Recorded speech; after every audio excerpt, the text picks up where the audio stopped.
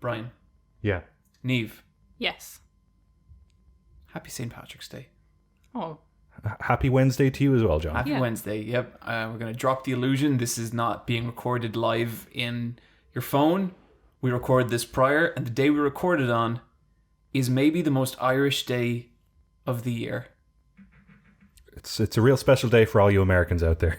Oh, I was thinking about this, and I'm not saying this is the way it is, but at some point, St. Patrick's Day to me converted from an Irish holiday to an Irish-themed American holiday. That's just what my brain processes it as now. That we're now re-exporting. Yeah. Same with Halloween. Oh, yeah, absolutely. Yeah. Man, they take everything. They take everything, they gussy it up, and then they sell it back to you. And then they're like, Happy St. Patrick's Day, John, Niamh, Bryan. And it's like, what? Sure. I woke up this morning, I didn't think, oh boy, it's St. Pat. Like, you know, on Christmas, you're like, yes, it's Christmas, time for Lego. Mm-hmm. But like, this morning I wasn't like, oh yeah, time for a big old bowl of alcohol. Yeah. Well, it is a national holiday, so it is. I was like, yay, no work, and also maybe a big bowl of alcohol. Oh, Niamh. Yeah. Well, I'm drinking... 2 vodkas deep. 2 what? Vodkas. Okay. Voddy. Voddies. Niamh, you walk this, like, strange line between, like, lesbian and, like, really cruel socialite mother sometimes. What? Yeah, I could see that. What part of my plaid shirts and combat boots reads socialite mother? Yeah, but then you're like a bit of... Maybe the body. Maybe the alcoholism. You're kind of like Lucille Bluth. Yeah, totally. Yeah. I'm too poor to be these people. I know, but you still look down. Yeah. Oh, yeah. Well, I have a lot of judgment for, like, straight people. Not a fan.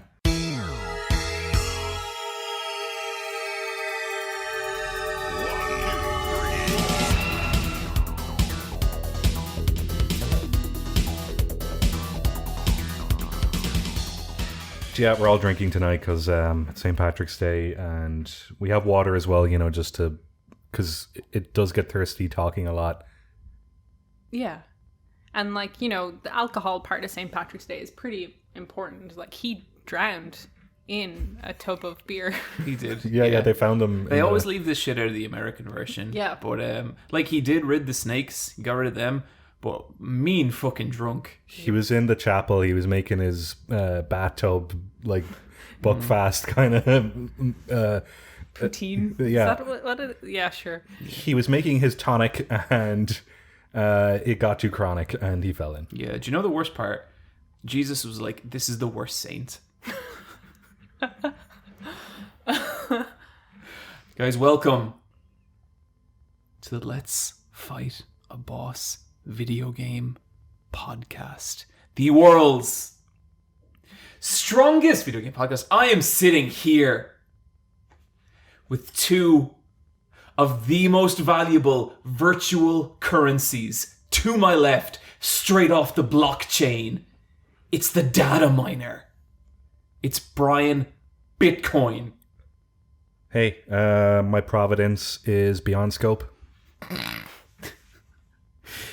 And to my right, at a rapidly increasing but unstable value, it's Nivirium.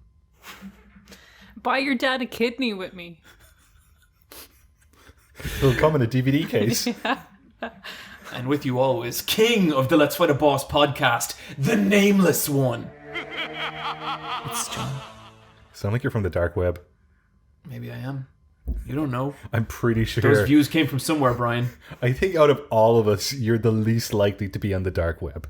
I don't think I've ever been on the dark web, and I think you both definitely have. Oh, yeah. Oh, yeah. I think one time I was on tour and I put it up on my Instagram stories. That's how fucking cool I am. I think the closest I've ever come to being on the dark web is like watching one of those top 10 weird things found on the dark web videos and then being like, oh, jeez. Someone found an old pair of shoes. Tap dancing shoes. I like those I got a package from the dark web videos. You ever see them? Yeah. They're fucking terrible. They're absolute horse It's shit. like, here's a bunch of shit. I really like how he's like, this one came with a hard drive, and then he plugs in it. Oh, it's empty. I got a whole pile of PSP memory cards, and one of them was full of a guy's family photos and him dressed in a Master Chief armor. Was it a good armor? Yeah, it was really good. The guy did it. And then there was another fun photo of him pretending to be E.T. Yeah, so like, I don't know. Did he have like a big long finger? No, he didn't, but he'd put a light behind it to make it glow. I pretty was clever. Sounds impressed. like a very crafty young man. I think so. He only had FIFA saves. Questionable for a guy who makes Halo armor. Yeah. But we don't know. Yeah, not where I thought. I remember once I had to travel to a place for a thing, and the people who were traveling me there, I think I've told this story before, but they put me up in a very horny hotel. Yes. Oh, yeah. This was the hotel connected to the nightclub, and it was also the hotel that it felt like the room wanted to have sex with me because everything had like a kinky label on it. The room looked like a giant vagina, didn't it? No, Brian, you added that in somewhere yourself. Yeah. I thought it was all pink. It was pink. Was it but pink? like, Yeah. if that's just... And it had like... if that's the only stipulation, You know, we could a vagina, Yeah. pink. I don't know. Do you want it to look like a big penis? Well, I mean, no, I'm but like you could equally do partial more. to either. I don't know. Do like some weird door system. I don't know. But it had like an Apple TV, like it's some weird hybrid between like an Apple TV and a PC. And I started looking at it, and like the first thing I was like, oh, wow, there's porn on this, which was like impressive. And I watched porn for the first time. It's weird, that stuff. But then there was also like a gallery, and I went into the gallery, and it was all photos other guests had taken on the Apple TV that had never been cleared out. Oh, were Yep. they sexy, or were they like fun? Like, hi, we know this is happening. Some of them were fun, like, hi, we know this is happening. A lot of it was like people who had just arrived in the room who hadn't figured out what this TV was and accidentally took a photo of themselves. Okay, so it's just a lot of confused looks. A lot of, like a really weird expression that you would only see if someone thought they weren't being watched. Like kind of jaw a little wider than you'd be used to, completely not conscious of the presence of another person. That was a fucking weird trip. That was the same trip that I was wearing a suit down the street in LA, and some woman said, "Hey, nice suit." And I said, "Thank you." And I walked by her, and then she screamed, "Motherfucker, I'm talking to you." She wasn't finished. No, she Yeah, she wasn't. wasn't She really finished. wasn't. So how are you guys doing? I don't know. I kind of forget how to talk to people. Yeah. Yeah, for sure. Like every 2 weeks, I come see boneheads, and I get all my speaking done. Well, I can see that you definitely forgot how to talk to people, because I would never say something that horrifically offensive to my friends. I'm pretty sure I'm not a bonehead. Yeah. I think I'm Bryan head. I think I'm like cool guy. I don't think bonehead implies something really negative and disheartening. And You know, Niamh, we're plenty intelligent. It doesn't always come out right. You got real tall brain energy. What's tall? Is that a new thing? Is that like galaxy brain?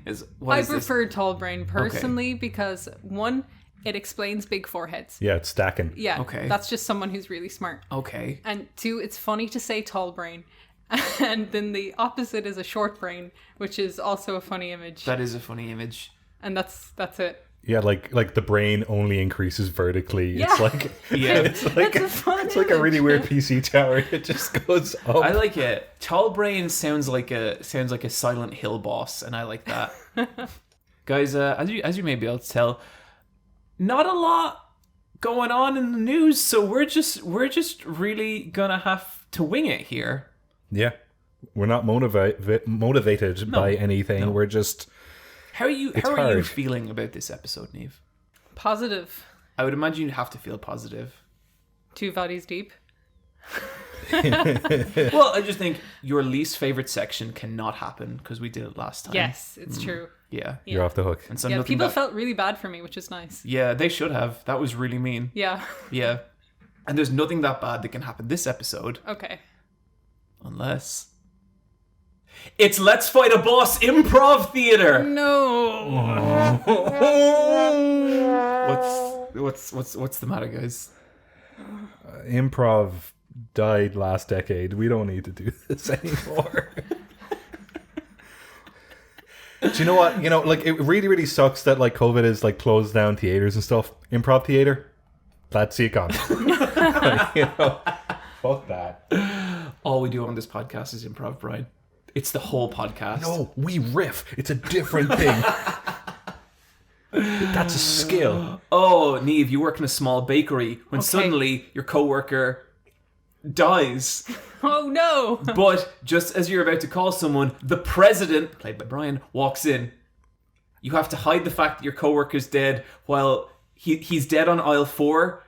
Brian's very hungry for a cronut, which are all on aisle 4. How do you navigate this situation? You don't want your bakery shut down. Excuse me, I'm looking for it's a cross between a croissant and a donut. I believe they're called cronuts. I'm the president. Do you know where I could find them? Mr. President, first of all... No, the president. Mr. the President. No, the president. The President. First of all, an honor. Second of all, you look like a man of taste. And cronuts... Like they're bad. Our cronuts are bad. Are you sure? I think I see cronuts. It's near down there by the aisle where you can see the feet sticking out. I'll be real with you, Mr. the President. The president. The President. I hate straight people, so I pissed in the cronut mixture. Niamh, I'm still alive. Call an ambulance. My heart. Is your name Niamh? That's my name. But please call me the president. I don't think you should have these cronuts, and I think you should definitely stay off this aisle. There has been a security breach. Niamh, for the love of God, call my wife. Get my medication. I believe the cronut needs some medication. And scene. Beautiful. Why do you guys hate doing that? We're so great at it. I'm so worried I'm going to say something racist. Okay. No. We'll have a little talk with Oni about that line. I don't know, we're all playing Americans and a president. It could happen. I'm just like, okay, I'm like, don't say anything bad. Say something funny. As I said, improv comedy needs to go. Yeah, maybe. Guys, I watch Mad Men. I watch finished Mad Men. Oh, fuck. Yep.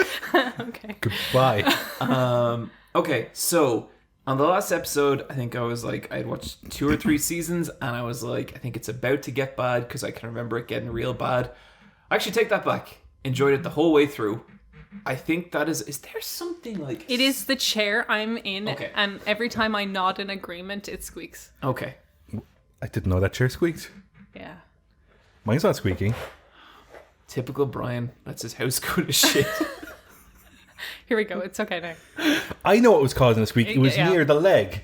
It was. Bryan was right. None of his chairs squeak. Okay. Yeah, I didn't think so. I only said that because I know what immaculate care Bryan takes of his apartment and how much that would hurt him. My chairs do not squeak. Niamh, you squeak my chairs.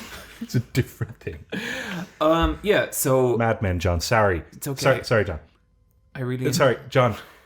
Classic bit. Never gets old. Happens on literally every podcast since the beginning of time. And somehow it's funny every single time. It's not a crutch for comedy. It's not nothing.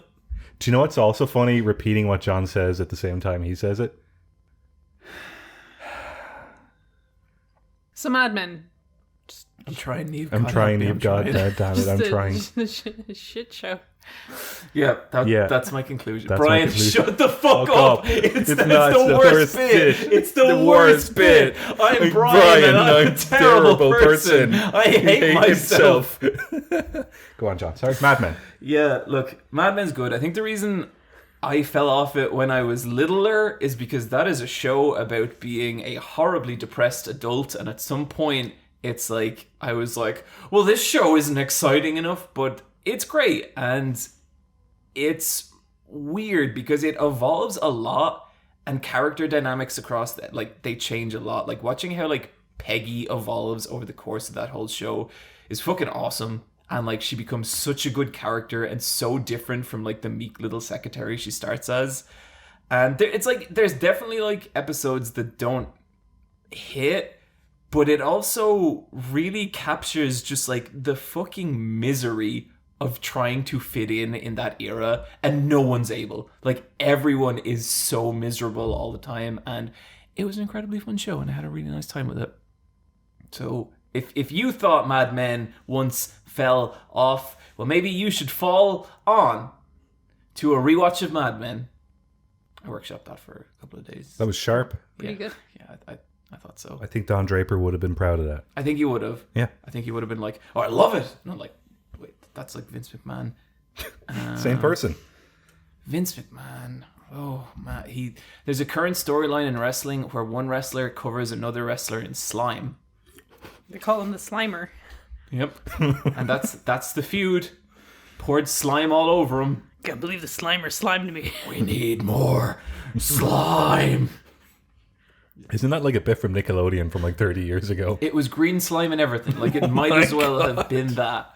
And I think what happened, because like 30 years ago, Vince was still old. So at some point, he saw like a 5-second clip of Nickelodeon and it lodged in his brain forever as what kids like.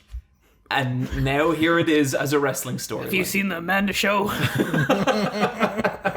Oh, there's two kids, Keenan and Kel. We gotta push them for SummerSlam. Keenan and Kel were fucking brilliant. Yes. Tell us about Monster Hunter. I watched the Monster Hunter movie. The film adaptation. The film, the movie, the game. The sequel to the Resident Evil movies. I was ready to go into that movie and like headcanon Alice into it, but it was so bad that I was just like, I'm ejecting. Like, my brain is leaving all my Alice headcanons on the floor because she does not deserve this situation. That bad? Really bad. I was really disappointed because like I've gone on record to say like I like these movies. I think they're a fun schlocky time. Like, they're great. Anderson isn't the best director in the world, and kind of like amazingly only gets worse the more movies he makes instead of better, especially just like the editing implied. So this kind of like the last 3 Resident Evil movies has that really fast editing that's really close up to mid shot at all times. And you have Mila Jovovich in this, but you also have Tony Jaa. And you would assume when How could this go wrong, Niamh? How could this go wrong? You would assume when you hire someone like Tony Jaa, who's famous for Ombak and famous for being a crazy impressive martial artist and choreographer and stuntman, that there was going to be a lot of stunts. There's going to be a lot of fighting. There's going to be a lot of nice choreography work. And also because Mila Jovovich can do it as well. Like, she totally can do that stuff. Yeah, there'd be a bit where they fight in a quarry or in a warehouse or something. They have a fight. They have a few. They have 1 or 2 fights. Mila Jovovich's character is an American military woman, and her team get sucked into a lightning storm that brings them to the world of Monster Hunter. This all takes place in a desert. 95% of that movie is a desert. Niamh, I don't want to cut you off too early. I just already have several questions. Okay. So, Mila Jovovich and Tony Jaa fight. Does Tony Jaa play a great Jaggy? I don't know what a great Jaggy is. Is he a monster? Why? Tony Jaa is a human, but Tony Jaa is a hunter from the Monster Hunter world. Right. Mila's character is a human from our world, and she gets sucked in. It's an isekai, so she gets sucked into the Monster Hunter world. Okay. And she meets him, and they kind of have an uneasy friendship that grows over the course of the movie. Okay. Into a co-op game like Monster Hunter. Yeah.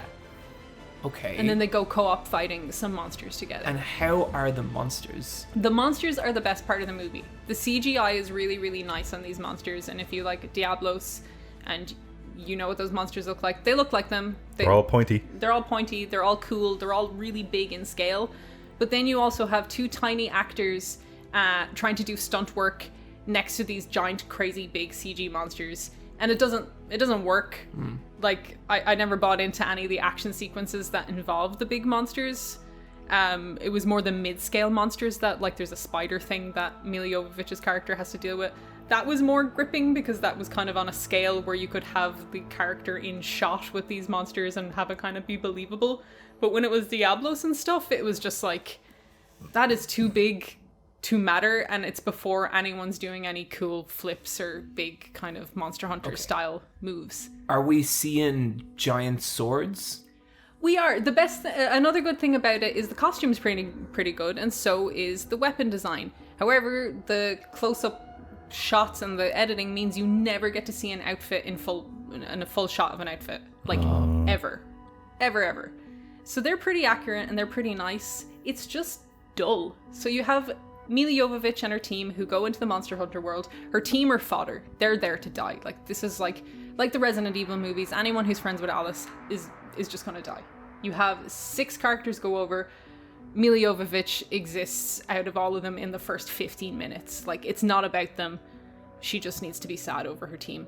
Then she meets Tony Jaa's character, and they kind of help each other out against 2 of the monsters, and they come up with a game plan to take out Diablos together. Tony Jaa doesn't speak English to Milla Jovovich's character. She doesn't ever try and speak the language that they speak in the Monster Hunter world, and it's not Japanese, because no one's speaking Japanese. We don't know what language it is because, like, Tony Jaa isn't speaking Thai. No one is making any effort at a Monster Hunter world language. So it's just Milla Jovovich kind of trying to talk to Tony Jaa by just saying English at him really brokenly and like giving him Hershey's chocolate like an Ewok. Like, look, chocolate. And he's like, oh, chocolate. Like, and she's like, yes, chocolate. Now we're friends. You know, that like friends with food kind of bullshit that's usually reserved for E.T. E.T. animals, like kind of like just non-humans. So through the course of this, we never find out Tony Jaa's hunter's name.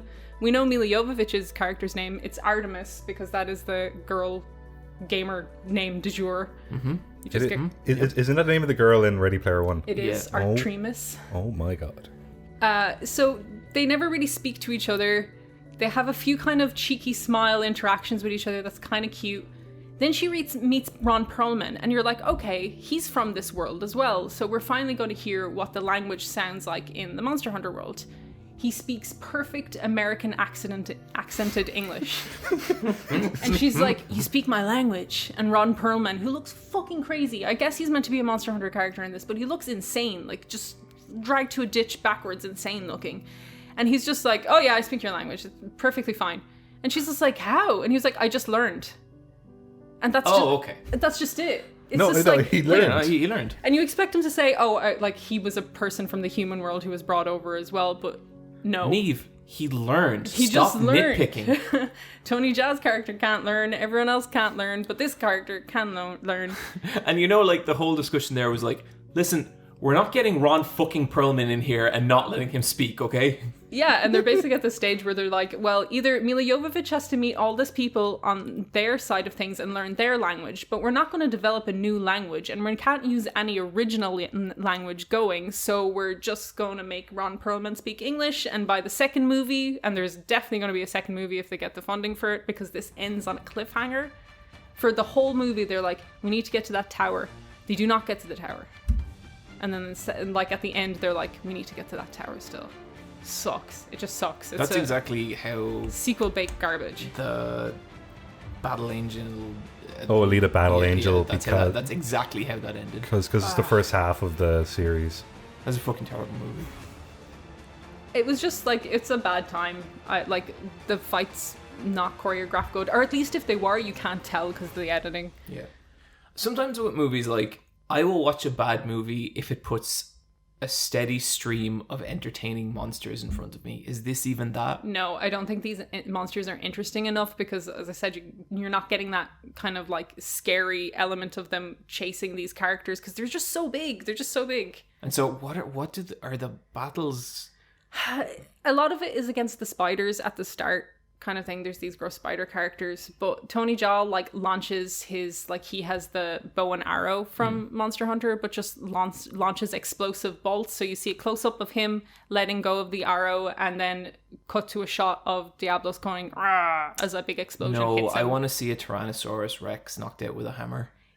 Yeah, you want melee weapons. Mm-hmm. Yeah, you kind of want that. And I mean, they do hint at that. The last scene is people posing with cooler weapons. So there's none of that. There is some hitting monsters with a weapon, but it's kind of like not dynamic stuff. See, I guess they kind of have a problem as well, because remember one of the first times I played like multiplayer Monster Hunter, it was against one of the more like beautiful monsters that was like a weird mutant lightning squirrel, and it involved all of us, all of who were hammer wielders, knocking it out and then just beating the shit out of it on the ground for like 20 seconds, and I felt really bad. Can't do shit like that in the movie. Can't. Do they even have a bit where like a character has like weak armor and weapons, and then they upgrade as the story goes on? Kinda. There's a montage where she trains with Tony Jaa's character, the hunter, and by the end of it she has different armor. But what's really weird about it is they take scales off Diablos, but they don't use those in the crafting. She just uses the scales to drag someone else's body off the sand. So it's like you have the scales, they're not used in the crafting.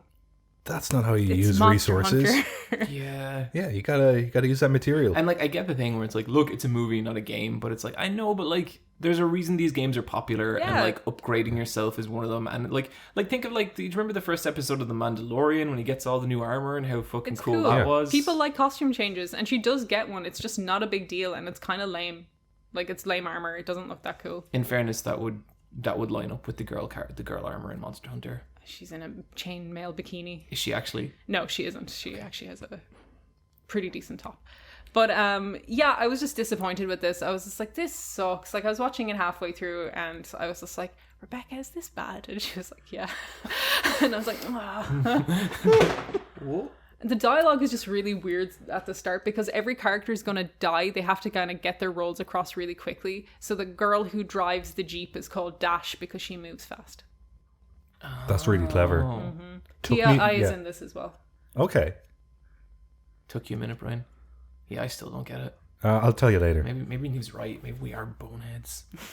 Brian, you watched the Beastie Boys story? Yes, this is a documentary from last year. It's directed and designed by Spike Jonze, who made Where the Wild Things Are and Being John Malkovich, films I like.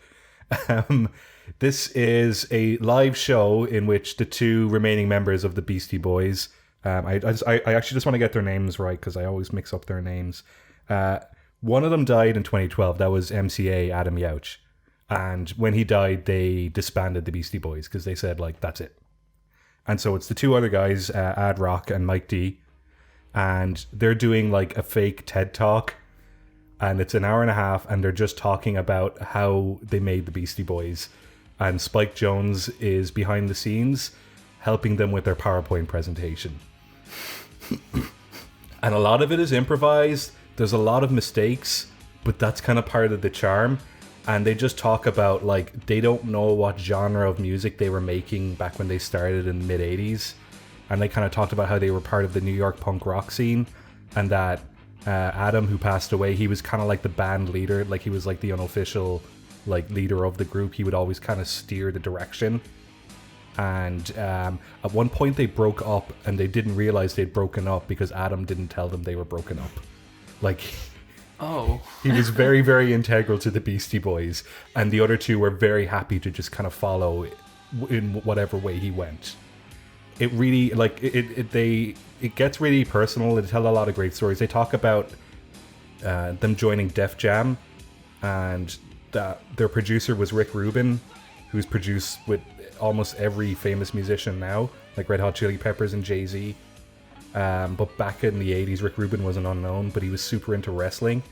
And so the way he pitched the Beastie Boys was, okay, you guys are going to be like heel wrestlers. You guys are going to be like anti-music. And the whole thing is that people are going to hate you, and you're going to feed off that energy. And their first, like, live performance was as a supporting act for Madonna in the late 80s. Whoa. And they came out onto the stage, and they said, "Fuck you, everyone, we're the Beastie Boys." But they said that to a bunch of teenage girls. Oh my god. And then eventually they did You've Got to Fight for Your Right to Party, which was a complete joke song, but then it got taken seriously by like college bros that are in like frat houses. And then they kind of got famous through that. Then they didn't know what to do for the second album, so they moved into a rented mansion in LA, and they wore weird clothes for 2 years and made a really, really terrible album that nobody liked. Then by the third album, they learned how to play instruments. And it's Three albums in. Yeah, 3 albums in, they learned to play. And it's just this weird thing where, like, they talk about the music they made in the 80s and how like a lot of it is really misogynistic, and they don't like doing that kind of music anymore. And they're kind of talking about like how the albums they did in the late 90s, 2000s, like Hello Nasty, I think that was in 97, they were all kind of made as a response to the earlier albums they would have made. And now they're both like in their 50s and like they have kids, and they're just not boys anymore. And they kind of talk about when they started up the band, they would just kind of jam with their friends, but then it ended up being this thing where certain people just got left behind and they just felt like pieces of shit for it. And in the last few years, because they haven't been a band, they're just trying to be people again. And so I think it's this thing where like they had to digest on what they were in the 80s and 90s and 2000s and kind of become normal people again, or kind of like return to reality and look at themselves. Because like they're set for life anyway, because like they're the Beastie Boys and they're very successful musicians. But yeah, like it's just them talking about how they're just pieces of shit, but they're okay with it. And it's a very honest and raw documentary. And I think there's something in it for everyone. I think anyone who has a group of friends that you've been friends with for like 30 years, you can relate to some of the stuff in this where you're like, yeah, I think with long-term friendships, you go through periods of ups and downs, and they portray that as a band and the kind of the public image they put out there versus their personal interpretations of it. That sounds really cool. It's very good. And it's very goofy, and it's great. Guys, I watched the first episode of Your Honor. The Bryan Cranston show. The Bryan Cranston vehicle. So the premise of the show is that Bryan Cranston is a judge and his son accidentally hit and run kills someone. And the boy he kills is the son of a notorious crime boss. Oh. Yeah. Oh no. Okay, I've only watched the first episode of this, and I don't like to judge stuff too much off the first episode, because I always feel like, first episodes are made in a very particular way, and the story that follows is often very different to that. So I'm totally going to watch more. This show was recommended to a lot to me, especially by my mom, and it's fine. It really feels like the people who made it were like shooting for another kind of Breaking Bad kind of story, another kind of like, man in his 40s faces morally ambiguous kind of situation.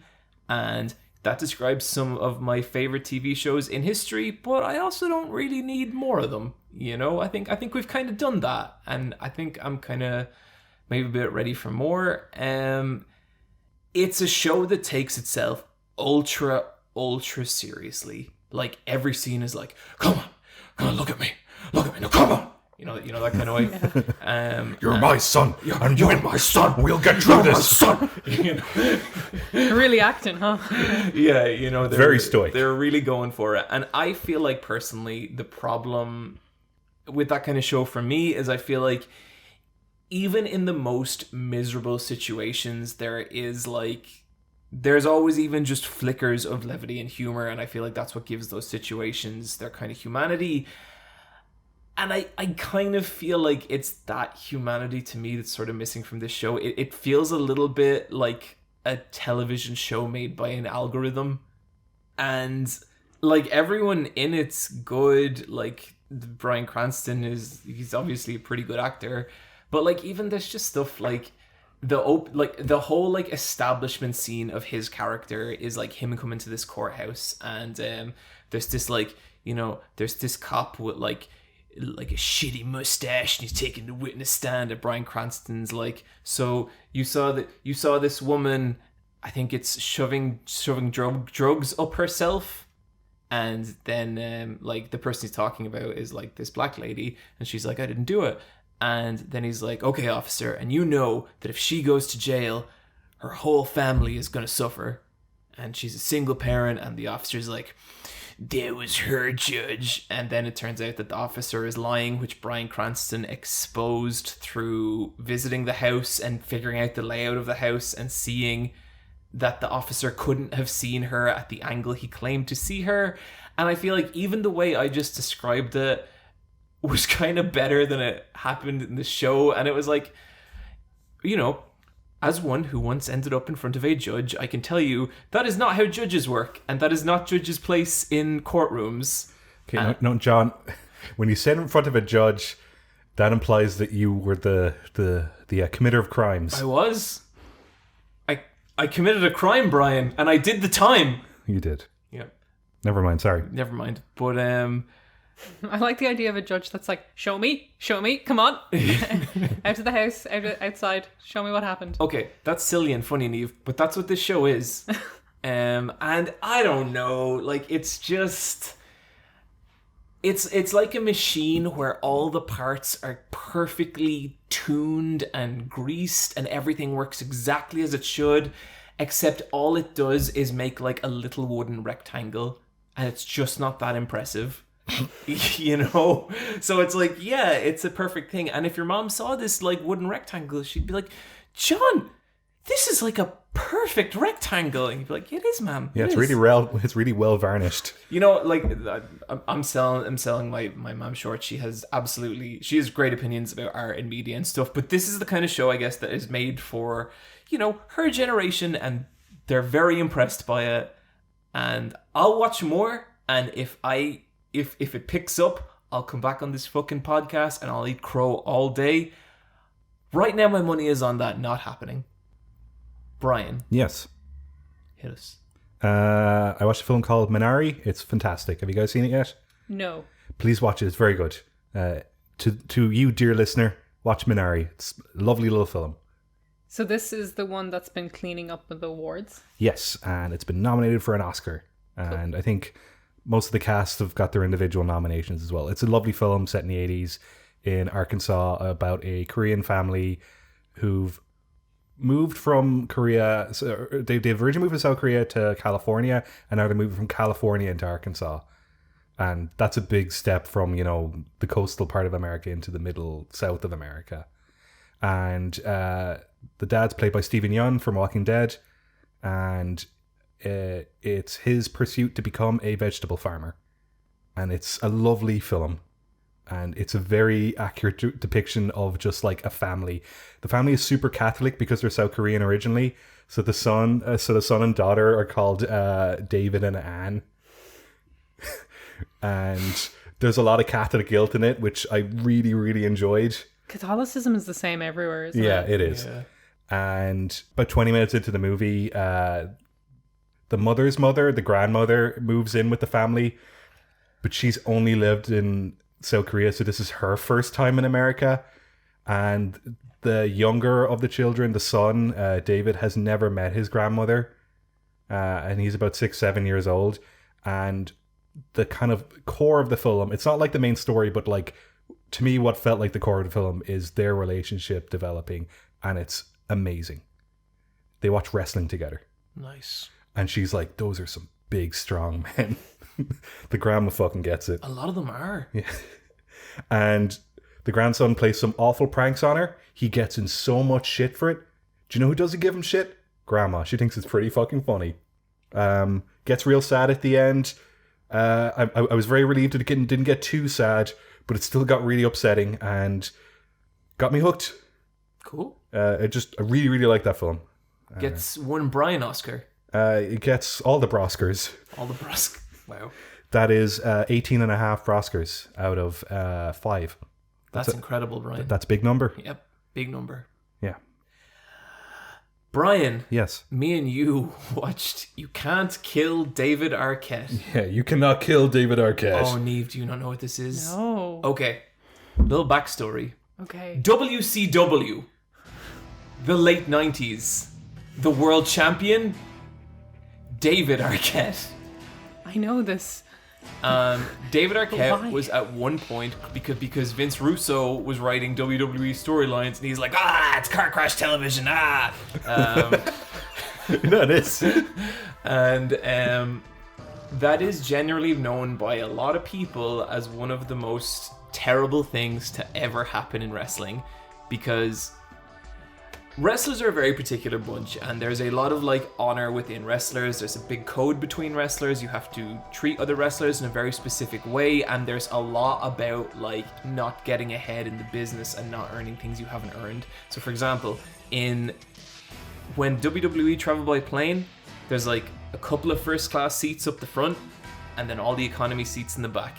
If you have been there for less than 10 years or you are not the world champion, don't you dare fucking sit in those world class seats. That kind of shit.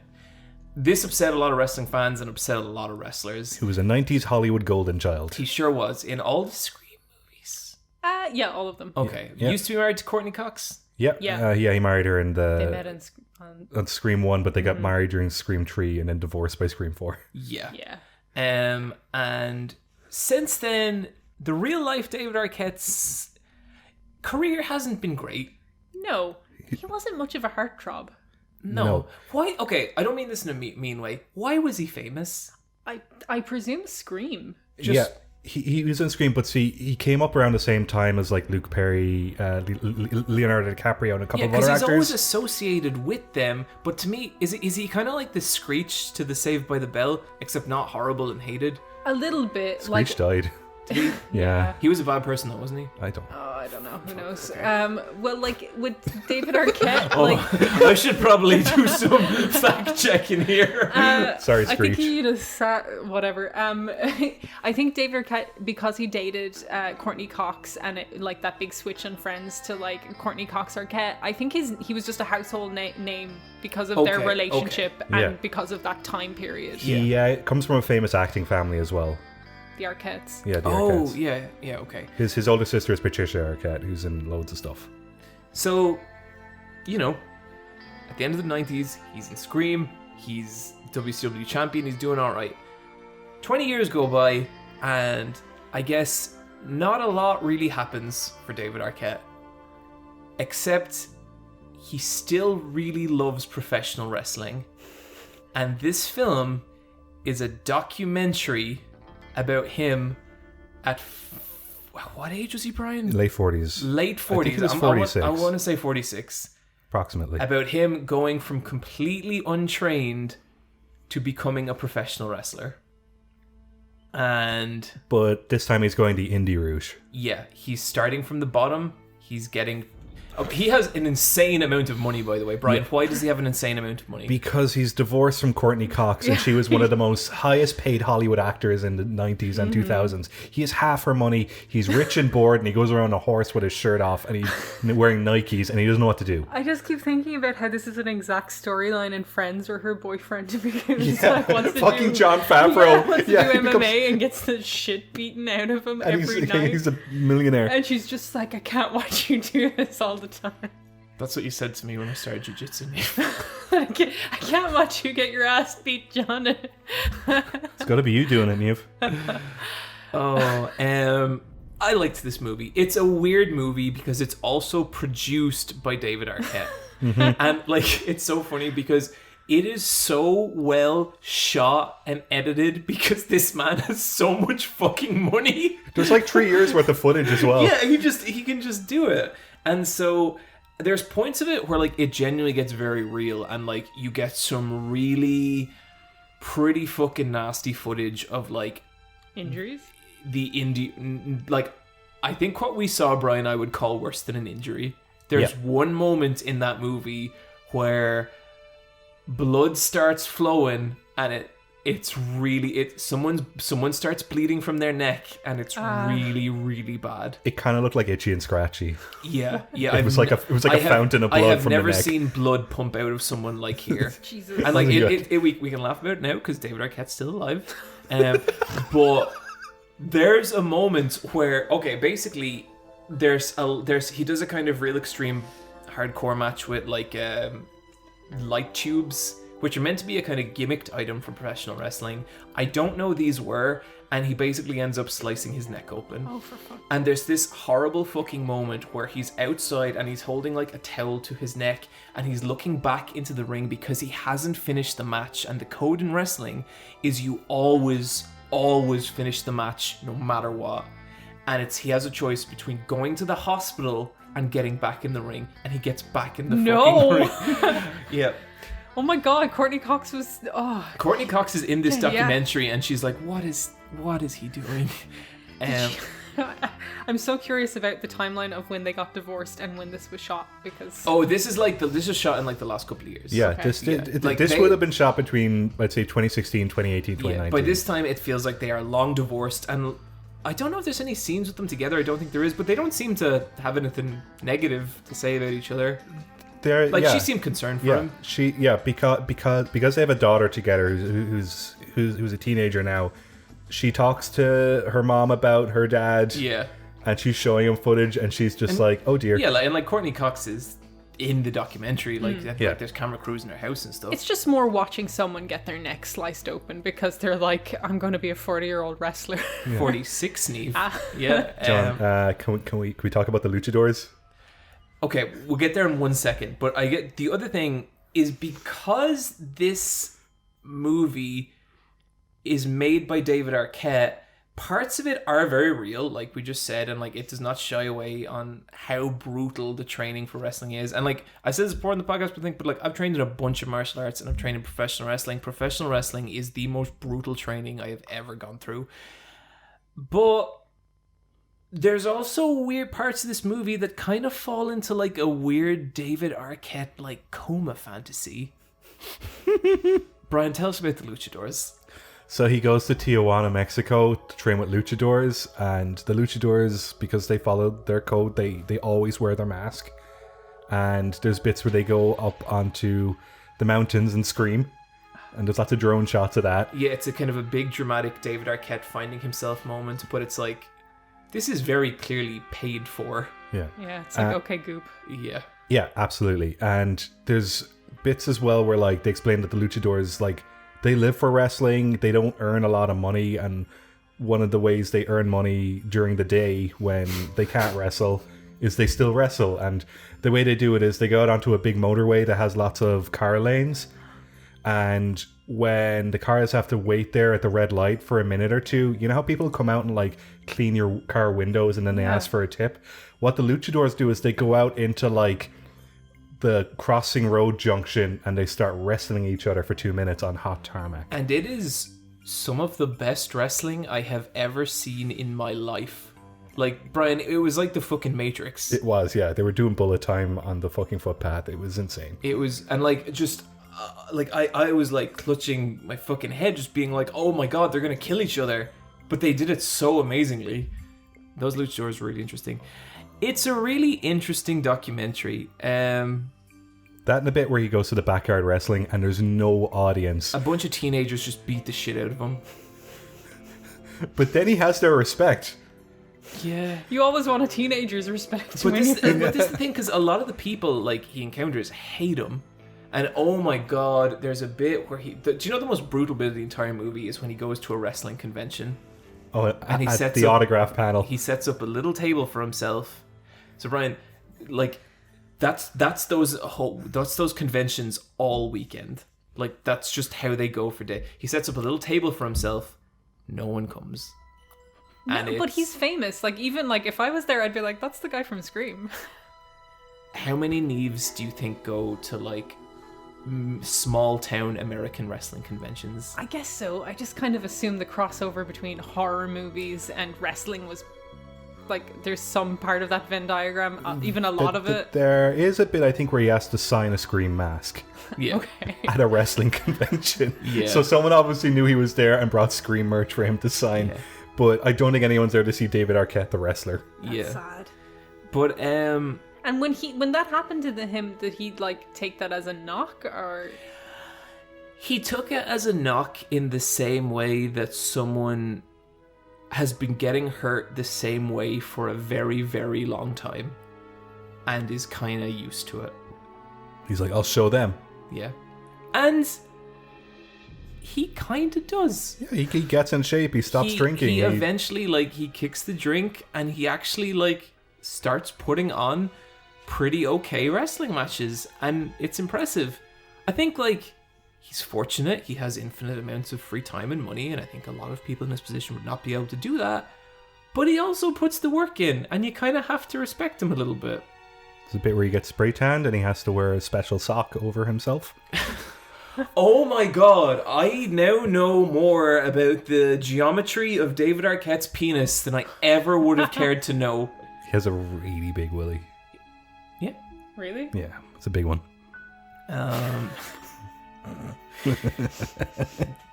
Yeah. So, say AEW, David Arquette walks out. Is that funny? Is that good? Or is that don't know if I like that. Like, do you think people would be happy to see that? Because AEW kind of court like meme bullshit with their Totally. Like they know they're willing to play up to internet stuff. I don't really know, because I feel like if you watch this documentary, that means one thing. If you haven't watched it, it means another thing. But realistically, I think if David Arquette walked out on AEW, the crowd would kind of just be like, who is this? Oh no. Yeah. I don't think this documentary was very successful. What? I don't think a lot of people saw this documentary. Oh, I only heard of it from you. Yeah. And usually it's the other way around with wrestling documentaries. Yes. So maybe it wasn't. I had a good time with it. Yeah, it's a very good documentary. It was really fun. And it gets way more compelling the longer you watch it. Like at the start, I was kind of like, this is a load of shit. And then by the end, I was like, you can do it, David. Yeah. Has he a wrestler name? The Magic Man. Are you serious? So That's bad. David Arquette is a rich person. And what I mean by that is His ideas are bad, but he has money. He's the kind of rich person where he doesn't really need to do anything for his career. And there are like examples of it throughout the film, sprinkled throughout. He has a lot of other pursuits outside of wrestling. He's the kind of person that picks up a new hobby every couple of years. So at one point he trained to be a magician because he does lots of like card tricks and streamers coming out from his wrist cuffs. So at one and point like flames. He finds like a magician's cloak, and then he's like, maybe I could be some kind of magic man.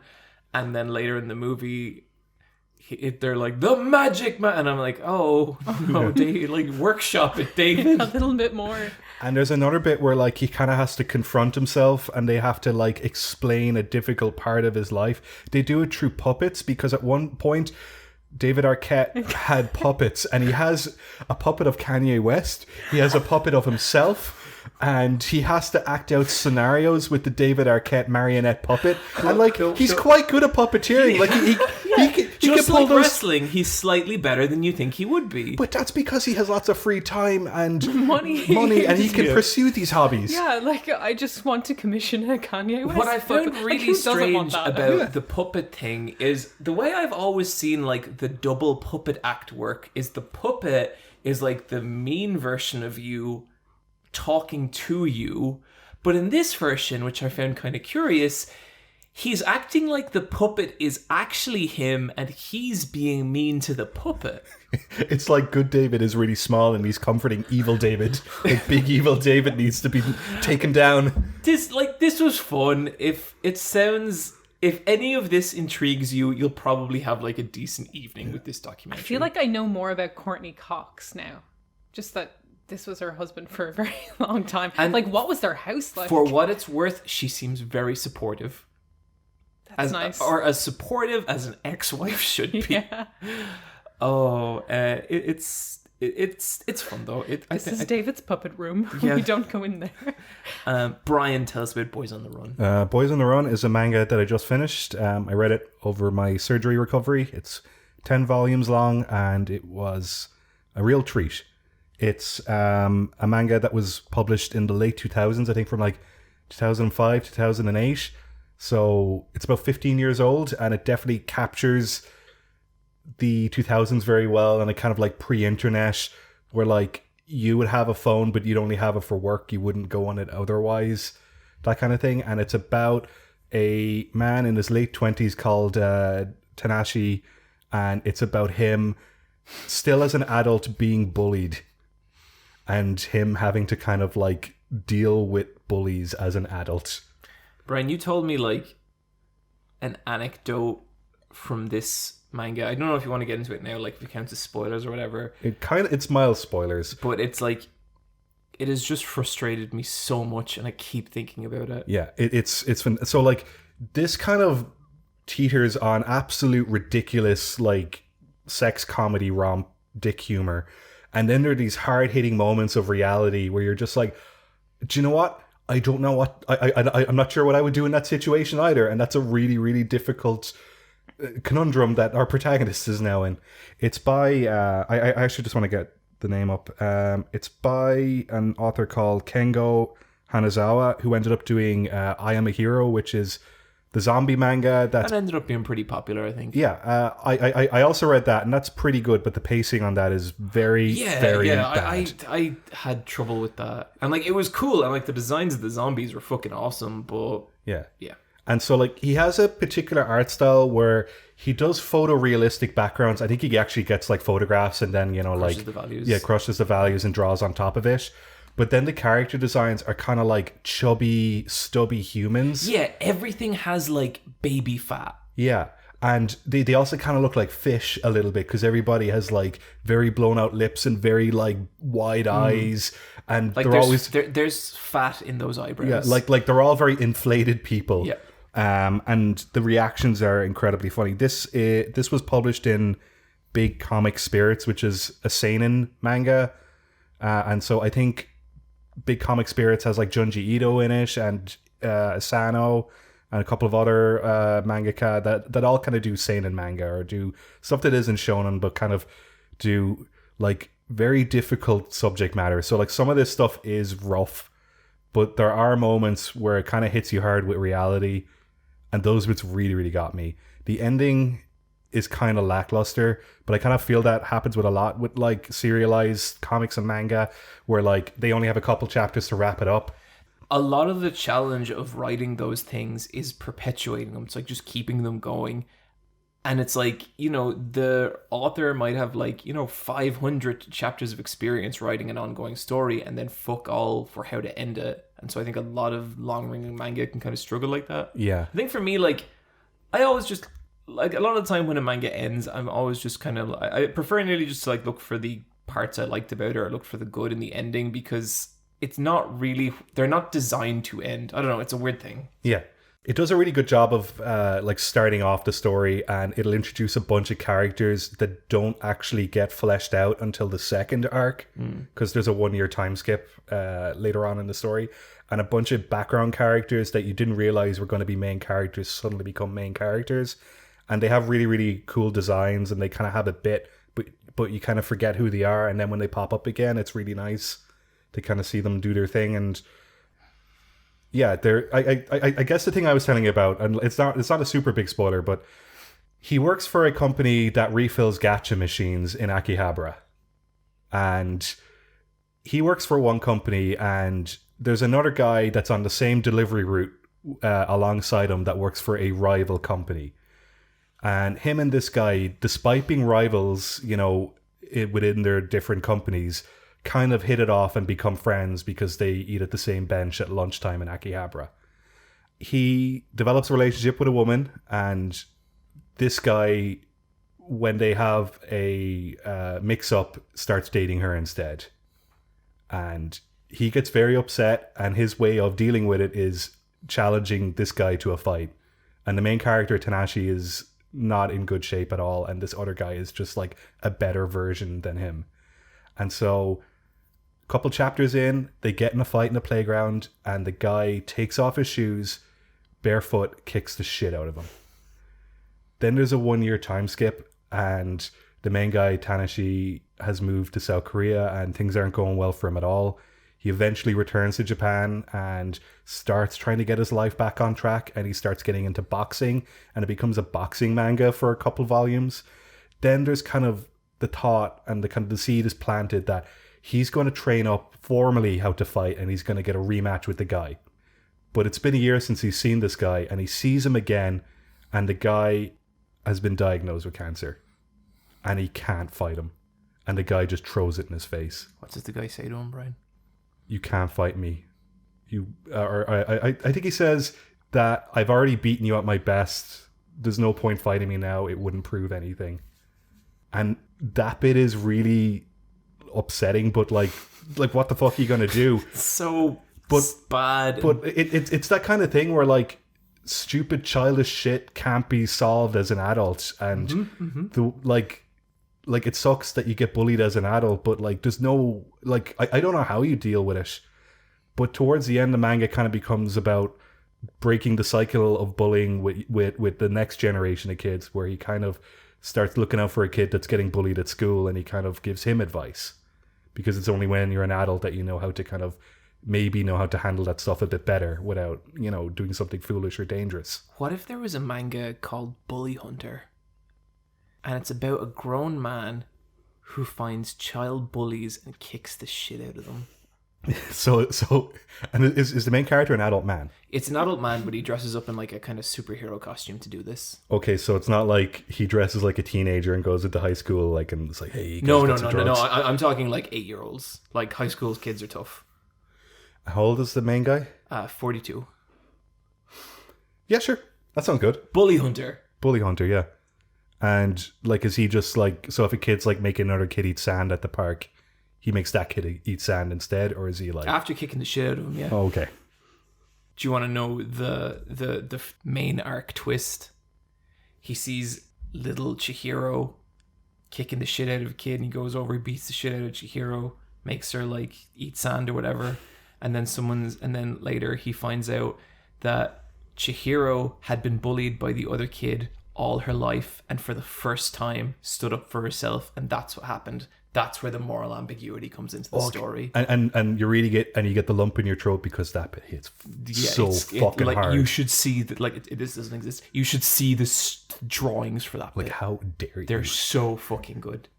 Niamh, do you want to throw anything in here? To Bully Hunter. To Bully Hunter. Maybe there's an arc where he watches his own kid bully and then has to kind of deal with the making them eat sand. Niamh. Yeah. I think we just got our storyline for the final arc. There we go. Brilliant. I think it'd be good if like he makes a kid eat like centipedes and stuff, and then for dinner that night he's like, dinner's ready, and then the kid's like, oh boy, and he sits down and he opens up the plate and it's just centipedes, and he's like, eat them up.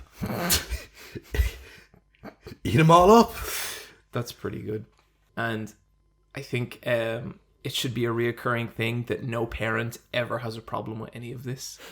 Like, people know he's doing this and the police just stay out of it, and they're just all like, oh, that Bully Hunter. Brilliant. I don't remember what we were talking about. We're talking about manga, but sure. Cool. Strategy talk.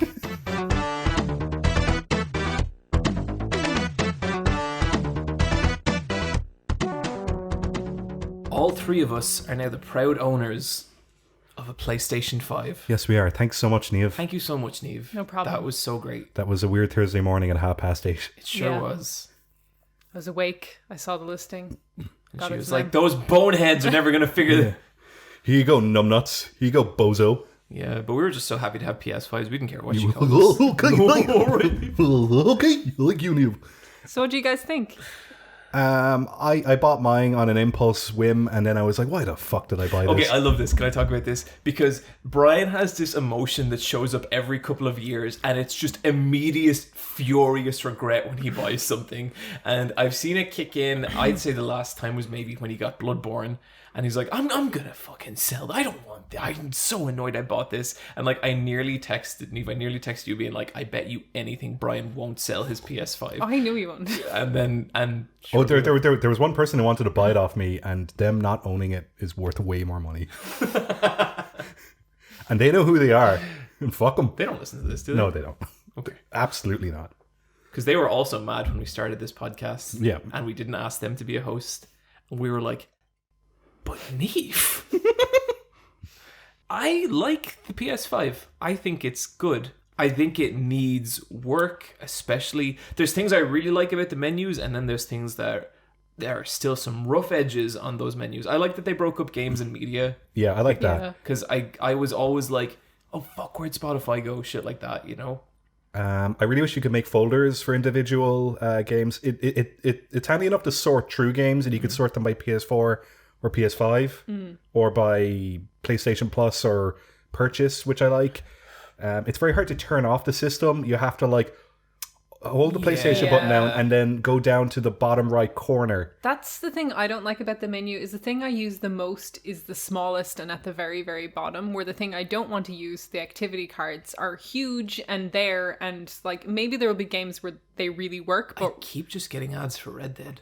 yeah, it's ads. It's like, here's really reminds you updates of Xbox. for your games. And it's just like, I don't have Fortnite. It's not like, that's not installed on this console. So it's not an update for my game, PlayStation. But the activity cards show trophies that you can get. And like they can quick launch you into areas to get a trophy easier. But most trophies don't, it's not just get an item. It's like, get a number of kills or doing some kind of harder thing, like on a hard difficulty. So you doing can't, like 1,000 steps. Yeah, so you can't clear that with an activity card. So you just click on a game and you just have these activity cards taking up all the space that you're never going to engage with. I don't like that it puts your parties above your friends in the social tab, because I there's like one party I join regularly and I just want to stoop on my friends the rest of the time. Yeah, they really there is less of a focus on the community side of it and what your friends are playing kind of stuff, which I thought would be more of a focus. Yeah, I'm surprised. Two really specific things that kind of bothered me a bit. One, there's no web browser anymore. Yeah. That's how I watch AEW. And then the second is you have to go through so many weird loops to get to a USB drive. And that's how I've not tried that yet. That's how I watch a lot of shit on my PS. That's how. And it's like you have to press the main button, then you have to move over to the recent media files card, which takes you to the media folder, which is not the same as the media library folder. Go down to your media library and then over to USB. And it just takes a weirdly long amount of time, and that's kind of frustrating. Love the controller a lot. I think it's cool that it rumbles good. I really like the texture underneath, like the texture on your fingertips gripping the legs. They feel good. I'm not like super blown away by the Rumble. Like I heard a lot of shit about it before it came out, but I'm like, yeah, Rumble's good. I feel like there needs to be a game that really uses that kind of haptic triggers and stuff. One thing I thought that was super cool about it though, have you guys played with anyone online with your PS5s yet? No. Okay, I hadn't heard this before, but when I was playing Spelunky with my cousin, and I didn't need a headset. Oh, there's a mic in the controller. His voice came out of the controller, my voice went into the controller, and I thought that was fucking great. That's a great I improvement. was like, this, like it's such a stupid little thing, but like I can't tell you how many sessions I've had delayed by me digging out like my headset and like all that shit. And it was really cool to have something avoid that. I wish that was on it's off unless you put it on, because I was playing Red Dead today and everyone's mic was on who was on PS5. So just people, random conversations with each other, just random conversations with people in the room. You can just hear...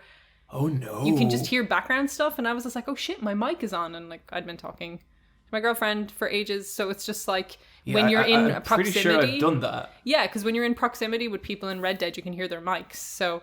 I don't like that it's on as default. I think it should be something you should opt into, or at least know that's on. Yeah, it should have a little green button and just something. Yeah. Ooh, here's one other thing that bothers me is when you put the PlayStation 4 into rest mode, it has a very definitive orange light around it. When you put the PS5 into rest mode, the orange light is like way less readable to me compared to the other one. It's only at the top, and I wish the light came out from the disc slot or something. It's probably because there's the version without the disc, but yeah, it's very hard to read. You can miss it if you have different types of lighting in your house. Yeah. Also, it's very cumbersome. I can't fit it in my TV unit, so it's beside the subwoofer because it's too fucking awkward.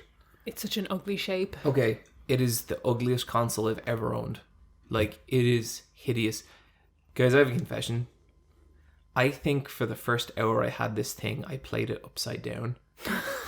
Really? Really. And look, the disc drive on top of it horizontal. Oh my god! No. At some point, there's a middle ground between me being a fucking idiot and that being an ugly console, and I'm not going to argue where this occurrence falls on it. But I'm just saying the fact that could happen is not, because it comes with a stand, and the stand works the same way upside down as it does downside up. It's a very abstract shape. You're not sure. And and then after a while, I was like, wait a minute. Yeah, because when it's vertical, when you put the disc in, it's not the side you think you're putting it in. Yeah. Because you're putting the like readable side on the like the smaller quarter of it. Yeah. Also, it needs a stand to lie down. Yeah, that's bonkers. Like, I feel like that has to like violate some core principle of design, of like console design, and how, like it's insanity. Like I think if I was like in a boardroom and someone pitched that to me, I'd be like, what is wrong with you? But no, it got released that way. Trying to balance a can. How'd it go? There's no volume in it, so it won't We'll work. just get you a stand. Yeah. Anyway, yeah, the PS5. Sorry, they're trying to balance a can. Real quick, played some Astrobot. That was a fun 40 minutes. Probably never play it again. I 100% did it. That's because it's for you, Brian. Yeah, I had a great And, time. it was cool. It was fun. It was well designed. Felt nice. Yeah. That's like the best tech demo game I've ever played. Like, that's way better than Knack. Yeah. Yeah. Because it was free. Hmm. I think it's weird, though, that some people were like, Astrobot, like, Game of the Year. Like, last year, people were talking about that so highly. Oh yeah, totally. And then when I was playing it, I was they'll- like, come on, this is like, it's It's a cute little Christmas a bit of game. marketing. So the It's like cute, the people, good marketing. the like read ups on Game of the Year, like especially from like the Giant Gum guys, I got it because it was this weird nostalgic fucking thing for them. Not really for me, and I was just like, yeah, cool platformer. Also played the Resident Evil 8 demo, and yeah, looks nice. Looks cool. I really like how whenever you pick up a tool, it goes like. That was my favorite part. Also, the tall lady. She's good. So, John, Uwu Pui Steppy. Why do you keep saying that? Why do you keep saying that? He's quoting you. I don't say that. You do. You're always like, Ooh, Uwu Pui Steppy. Pui Yeah. Steppy, mommy. When have I That ever is like said your that? line. John, Uwu Yeah. Pui Steppy. You say it at the end of every video you sign off. Yeah. Well, Niamh, I'm going to check that, but I don't think that's true even a little bit. John, don't have a fanny attack. That means a different thing in Ireland than it means in other places. That's something my sister used to say to me growing up, and I'd be like, "Shut up," because like I don't know how to say like. I would have no. At this age, I would have no response to that. Yeah, don't have a fanny attack, okay? Yeah, I don't know where the Uwu. steppy shit is coming from. No, Pui You Steppy. started saying that like a month ago, and I just won't go away, and I don't like it. Because you're into, Uwu. Steppy and Uwu. Puis. They're your like 3 favorite words. They're not. I don't even know what. I know what please means. No, puis. I don't know what any of these words mean. Steppy means like step on me. Yeah. And then Uwu is kind of like you're like submitting. Guys, there's some. I don't know why I tell you to anything. I love embarrassing John.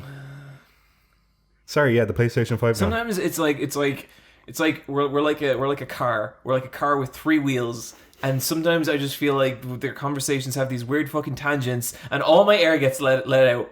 And then all my air is let out, and I'm flopping all over the place. And you two are like, no, we still got another hour and a half to go. You let the air out. Yeah, we're cool. Yeah. Let's see.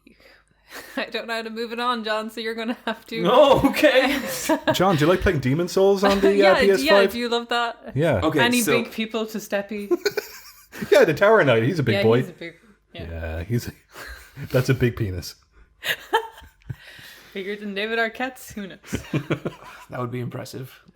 Demon. We talked a little bit about Demons. You guys sound like you are not having a good time with this game. I put it on and I was like, yeah, it's prettier, but it's like it's a corridor because it's like a remake of an old game. Yeah, it's a PS3 game and not like a late PS3 game. Yeah, I definitely felt that when I fought the first boss, where I was like, this is not the Cleric Beast from Bloodborne. No, it's showing its age, I think, even with the coat of paint over it. I do really, really like the parry animations and the special kills. And I would say like it is a goddamn lovely coat of paint. Like I think that game looks great. I think some of the environments, there's some really cool like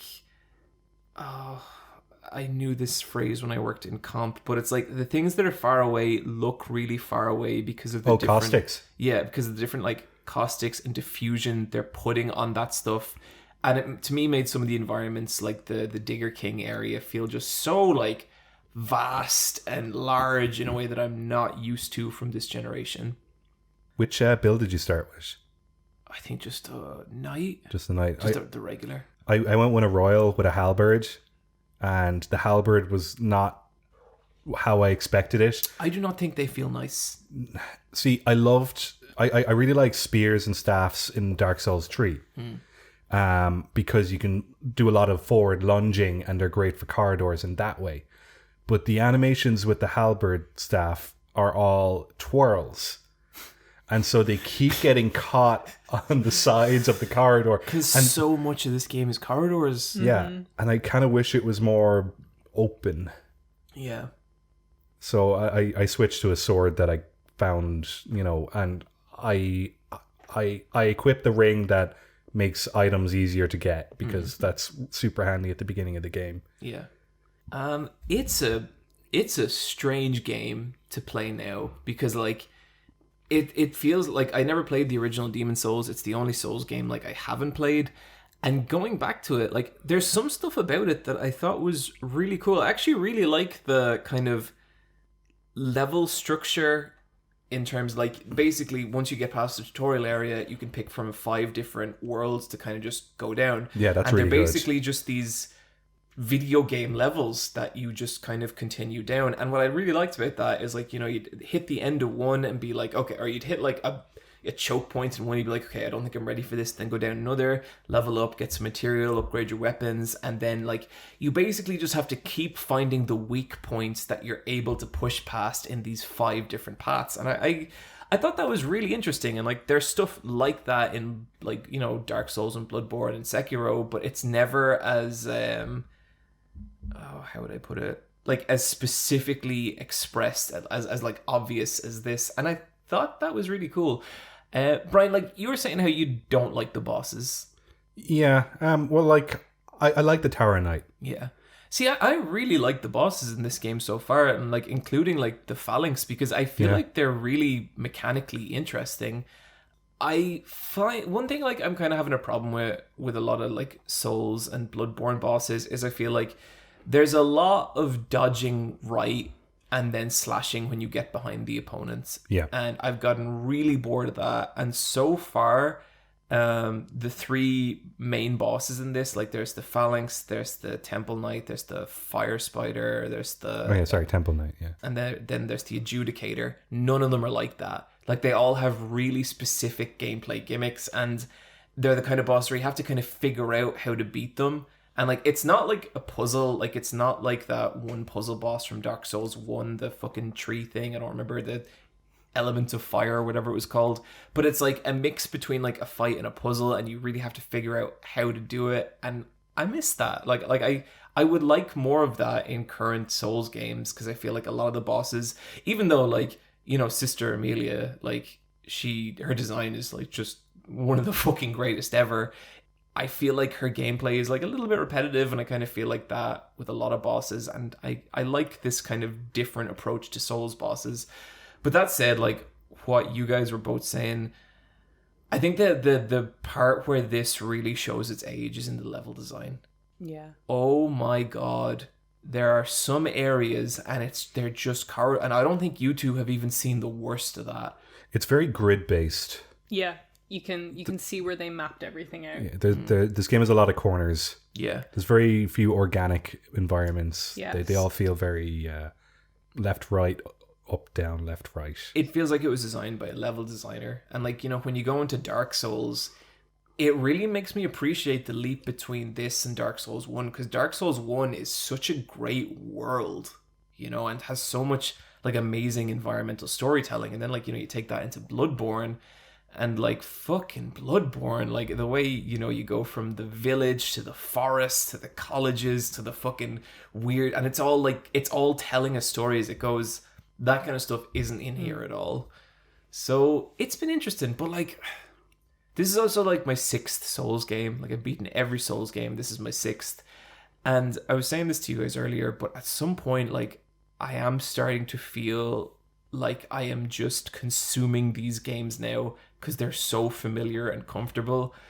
And it really makes me curious about Elden Ring and what that's going to be, because I think if I'm going to stay as passionate about Souls games as I've been in the past, I need something really, really different. And like Sekiro was pretty different, but I think I need even broader changes to that. Like I don't know if I want to like bash my head against bosses in the same way I always have. Like I think I want a much broader structural change to the game, and I have no fucking idea what that is. And this has made me think about that. Niamh, how are you getting on with it? Slow. I think I'm gonna just trade it in. I think I'm just not in the headspace for it. It's fucking same. hard. It's very hard. I'm just like, this is not the type of game I want to play right now, but it is the game for PS5 kind of. It's the disc-based console exclusive launch title. Yeah. That's why I got it. Yeah. It requires a lot of time investment, and I don't know if I've got that. The checkpointing on it is absolutely brutal as well. Like, Yeah. holy shit. It's weird. I played like an hour of it yesterday, and by the end of it, I was like pretty pissed off. I was like, "God fucking damn it, this fucking game!" And then I played like an hour of Persona Strikers, and those games are like polar opposites. Because with Persona Strikers, you're gonna progress. Yep. Like you are gonna cut through those enemies like butter, and you'll be in a pretty okay mood. It's not gonna be amazing, but it's gonna be fine. I'm like 20 hours into that game. I'm having a great time with it. Yeah, I like it more. I like it more each hour I spend with it. The story really opens up. Was playing as Anne, ended up getting an attack where she gets a skateboard. Yeah. Yeah.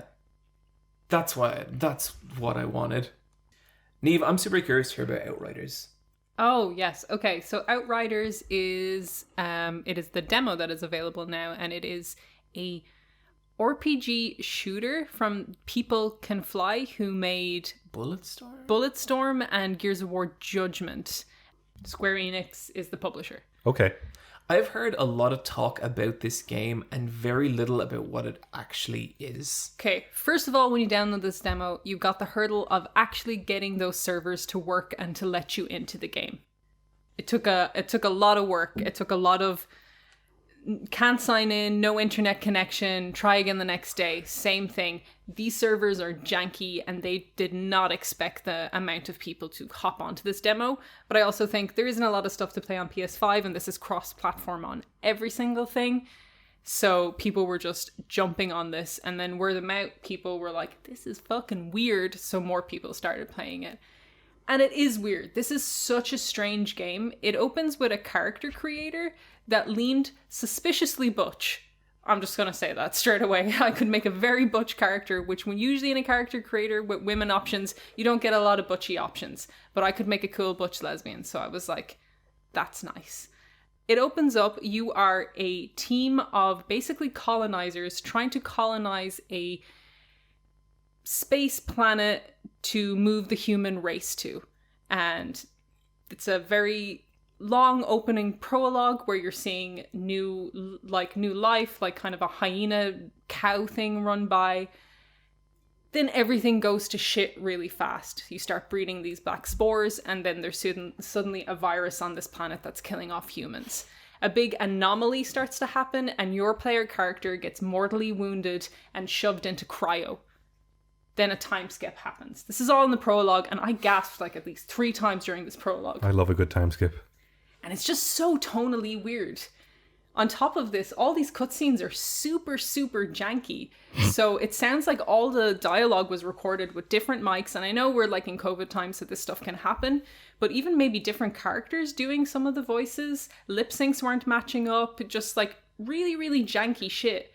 But the thing you notice is there is characters everywhere and named characters. It kind of had a whiff of like Metal Gear Rising or something. Not in terms of combat, but in terms of here's a character with a cape and glasses and they're going to come back, and I know they will.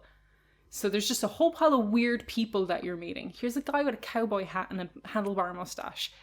There's people. How this works is it's drop in, drop out co-op.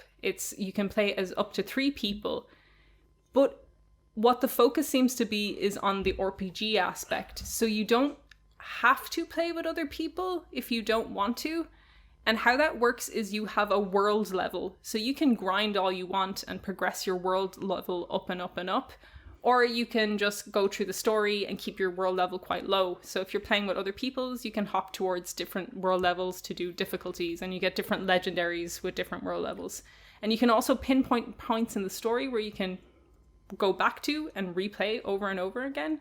So it's kind of like a hub world.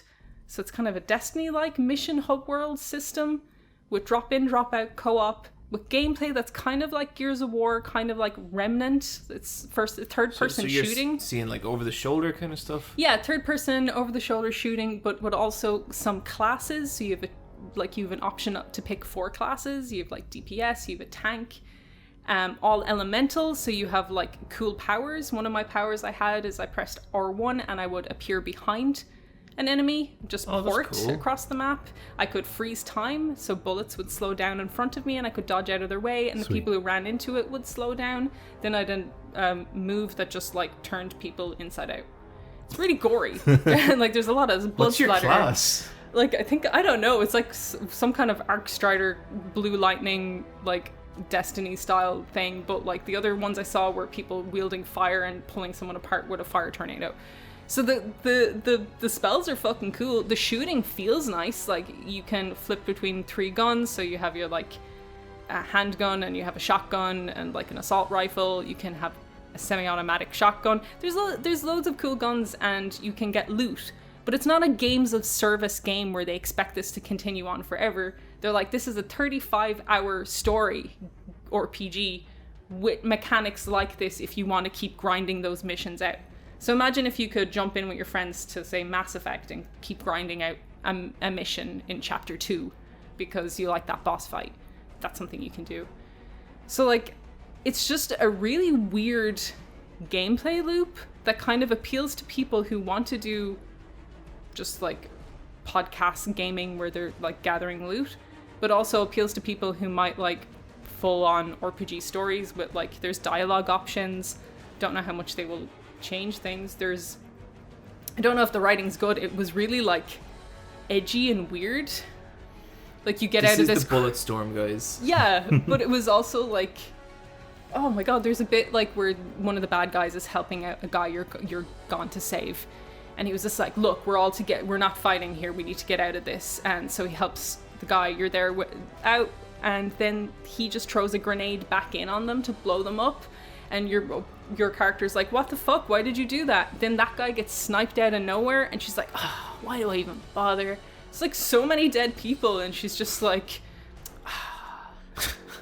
oh man. It is a weird like tone to it, but I kind of appreciate how fucking crazy it is. I have not played anything like this before. I feel like this is really reminding me of like a lot of games that used to come out like late PS2, early kind of PS3 360, like I guess kind of B game, yeah, where like smaller teams were taking chances on weird shit. This feels like, I guess, double A game is kind of what you call it, because it looks nice enough. Maybe some weird lighting issues. I thought it was quite dark. Even the cutscenes were kind of dark, but like it looks flashy. There's a whole pile of cool gear and cool costuming. Like I was finding really cool stuff even in this demo that caps you at level 7, but like just a strange game. Do you think you're picking this one up? Yeah, I was like, okay, I'm gonna play this because it's just it's just weird.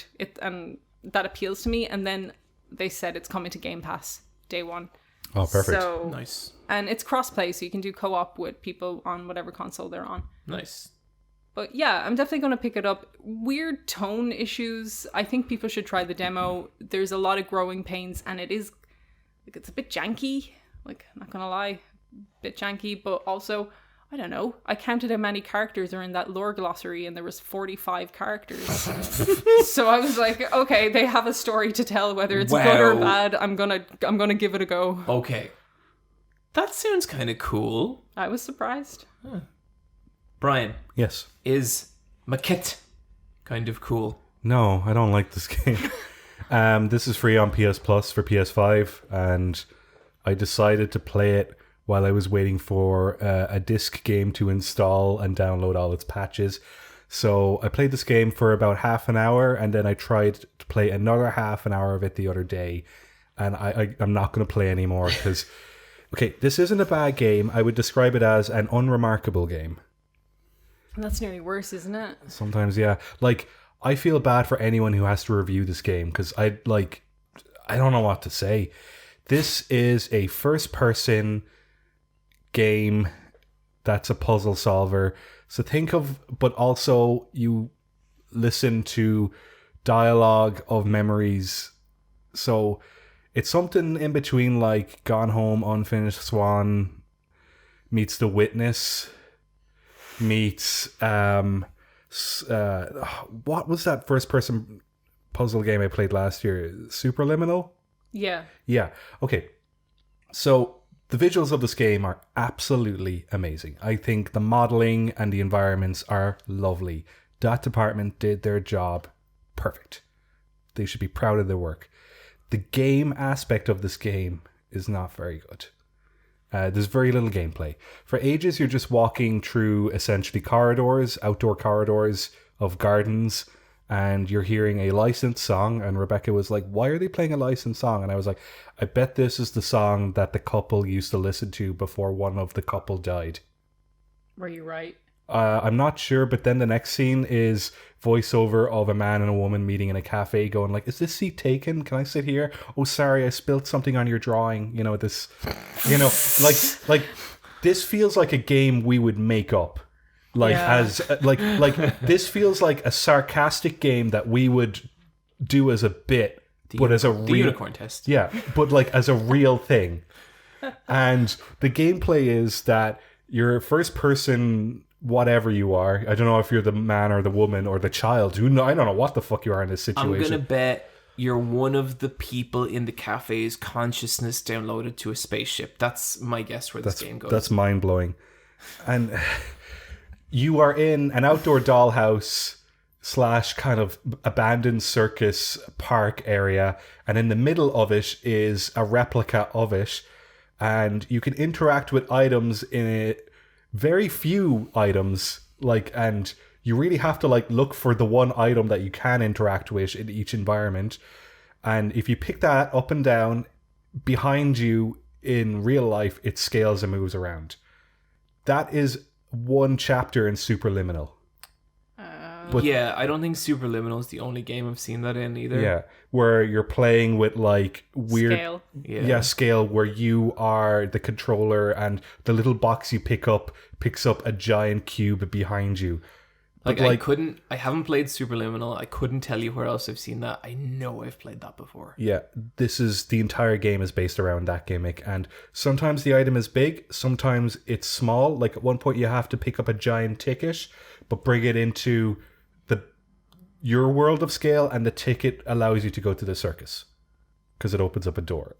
It just, I can't believe this game exists now. Like it just feels really unoriginal, and it just feels like if you are into these kinds of games, you've already played all the games that have existed before it, and you're not going to get anything original out of this one. It reeks of PS Plus. It's a free game. It sure does sound like a PS Plus console launch game. Yeah. It feels like Contrast, which launched early on in the PS Plus library of the PlayStation 4, which was a platformer game that had a terrible jump. Bryan loves Contrast. I hate Contrast. Every time like me and him will be playing a new game, and he'll be like, "No, it's Contrast," and I'll be like, "Bryan, you have to give it a chance," and he just won't. So I played this game, and I don't want to give this one a chance because I know it'll just be worse. But there you have it. Not as good as Contrast. Yeah, is it better or worse than Contrast? Contrast way worse. It's just like that's such a boring concept. I hate all these games about like people talking about their shitty, boring relationships. Like, what about Firewatch? But it. Oh my god! Honestly, Firewatch is better than this game. And it's just like it's such a basic like fodder for people because it's like, I have a wife. Yeah, it's like, yeah, you do. Like, it's like, okay, yeah. I've been in a relationship. I really relate to this. I've had coffee. I'm trying to think of the other first-person games. There's The Vanishing of Ethan Carter. There's one we have to cut off the fish heads. What's that one called? In the Swing. Everyone has gone to Rapture? No. That is one as well. That is one as well. But Brian's talking about the Edith Finch. Yeah. Okay, so Edith Finch. No, but see, like I like Gone Home because also Gone Home was made in 2013. Yeah, Gone Home came out before a lot of these. And there are so many first-person voice log memory games, abstract, and like it's just not doing anything new. That is one of the most frustrating feelings I get when you're kind of like trying to judge a game where it's kind of like, guys, what are like? You're not even pissed off. You're just like, what are we doing here? Unremarkable. Yeah, unremarkable. This is Annapurna. That's the movie company that's Yeah, it is. produced this. They've produced a couple of video games. They also produced the Pathless, which is I'll talk about that later. Talk about that in a little bit. That's completely different. But yeah, I think if you have PS Plus, give it a go. It is. I think everybody should see. Okay. When a game tries to be something else. There's this YouTube channel I really like, and I'm not going to talk about the name of it, but they do like Bryan, you know who I'm talking about. They do like a lot of retro video game stuff, but they do this thing that fucking kills me every time, in that I don't think like they'll talk about a lot of video games in one video, and they don't seem to really put a lot of effort into their scripts. No, they're just using adjectives. And, like, I love these guys. I genuinely have been watching them for years, and I think they're great. But what they'll do is be like, the music is bad, I don't like the graphics, and it's really frustrating to play. But overall, I had to say, I had a really good time with this one. It's just... it's so funny, and like they do it every video, and it's like the thoughts are so incoherent, but in a way that I really love. Check it out. Yeah, just check it out. I mean, I liked it. I didn't like it, but I liked it. Yeah. Yeah, Maquette. Like, even the name Maquette. Like, what are they going for? Oh, that's such a word. That is such a word. It just feels like someone was taking the piss, and like I think. It feels like a sketch from someone making fun of a video game, but it's real. Niamh. Yes. Little Nightmares 2, you finished it. I finished it. I really enjoyed this game. I really, really like it. I thought the art direction stayed strong throughout. Totally. With only the context of this game and not playing the first one, I really liked the ending of it, and I liked what happened between the two characters. One of the characters kind of gets a little evil. But like...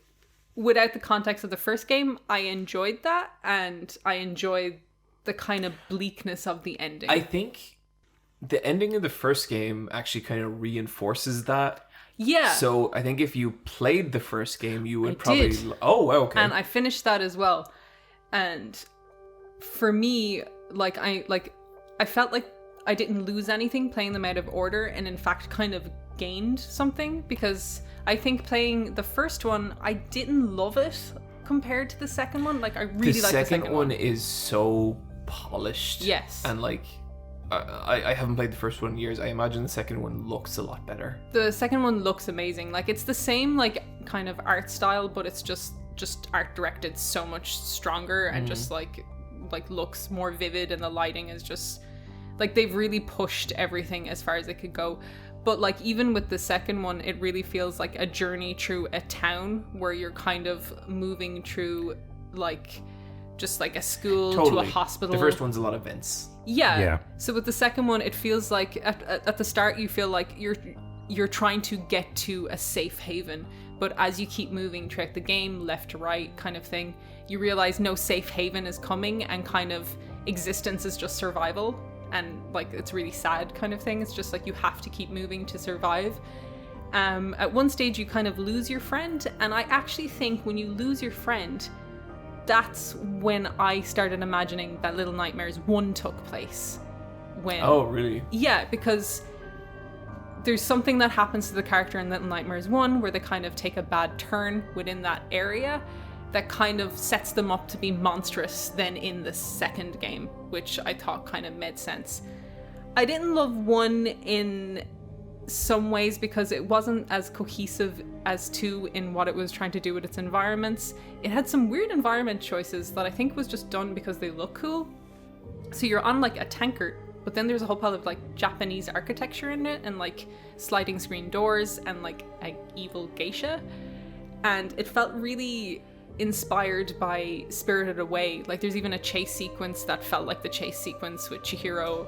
Yes, in but the that chase bathhouse. sequence is pretty rad. That's one of the only bits cool. of the game that really still stands out to me. I think all the Yeah. chase sequence in both of those games are really, really fantastic, and they've only gotten better. But it didn't feel cohesive, because it's kind of like, so what's happening in this world? We're in a boat that's also Japanese. But in the second game, it was like, oh, you're moving through a sad, evil city that you live here as like an orphan or something. But in the first one, it was like, are you in a dream world? Like, Well, for me, like when I played the first one, like the thing I enjoyed about unraveling what that boat was like, oh, it's like a weird luxury cruise liner for these creatures, and for that reason, a kind of weird, corny theme, like a Japanese themed restaurant. They all got their sense to me. custom rooms. Because like that is what a lot of those cruise liners are. But I think but it is also very Spirited Away. I can see that as well. It didn't very feel like a cruise liner that they were in. It just kind of felt like a building. And sometimes Resident Evil does this, like you're on a boat, but like you're in a jail in a castle somewhere. It's just like, okay, I'm on a boat. But so I didn't love it environmentally as much as I loved the second one. I felt the second one was more grounded. I also thought there was like weird like fat phobia in it that kind of I wasn't huge about. Like the little character you play as, 6, she keeps getting hunger pains in her stomach, and like that's kind of pushing her to do worse and worse things as the game goes on, is her hunger. And there's these fat characters in it that are constantly eating food and being gluttonous around this kind of small child that's eaten, and they will also eat her.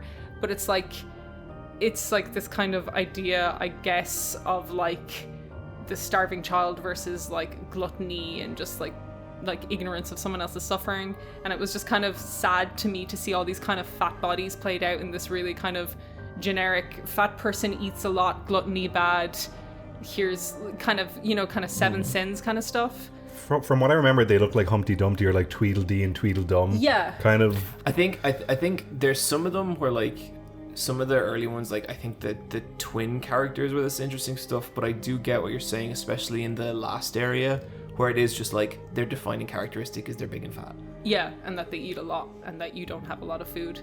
And then you finally have the fight with the kind of geisha character, and her thing is you have to show her a mirror, and it's just like, is it vanity? Like, I remember thinking that bit was pretty weak. Yeah, like I thought they were trying to do something, and I think their themes were more based around stuff that looks aesthetically cool, and it kind of worked. But then with 2, they really refined maybe what they were trying to communicate narratively with the environment a lot more.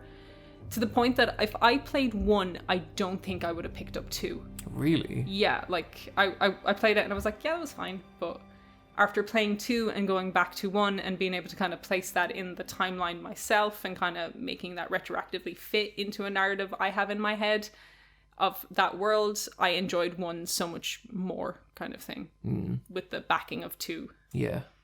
It's weird, like, with the timeline stuff, because it's hard to figure where the first game actually falls, because some stuff suggests it's before 2 and some stuff suggests it's after 2.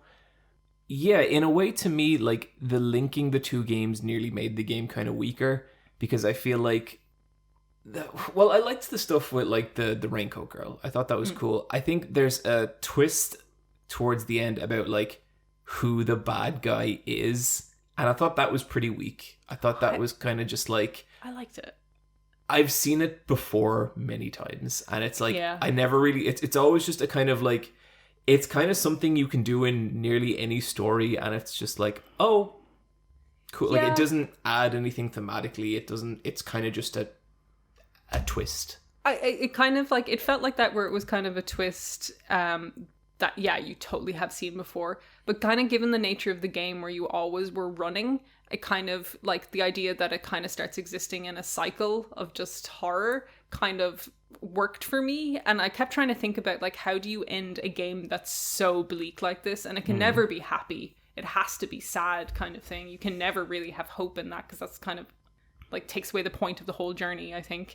So I kind of liked how it was just like, well, this becomes a cycle, because the more you continue with it, the more your character Mono has to do monstrous things. And it's kind of like eventually he gets to that monstrous place, and that cycle continues. And then even with the first one, it's like eventually to sate her hunger, she has to do kind of monstrous things to be able to progress. For me, the first game did it better. Whereas like the thing with Mono, it was just like, yeah, like we probably shouldn't say much more because like getting into proper spoilers, but yeah, I think like I was very in on the game up until that point, but even like though I didn't really like that direction, I thought they did it well.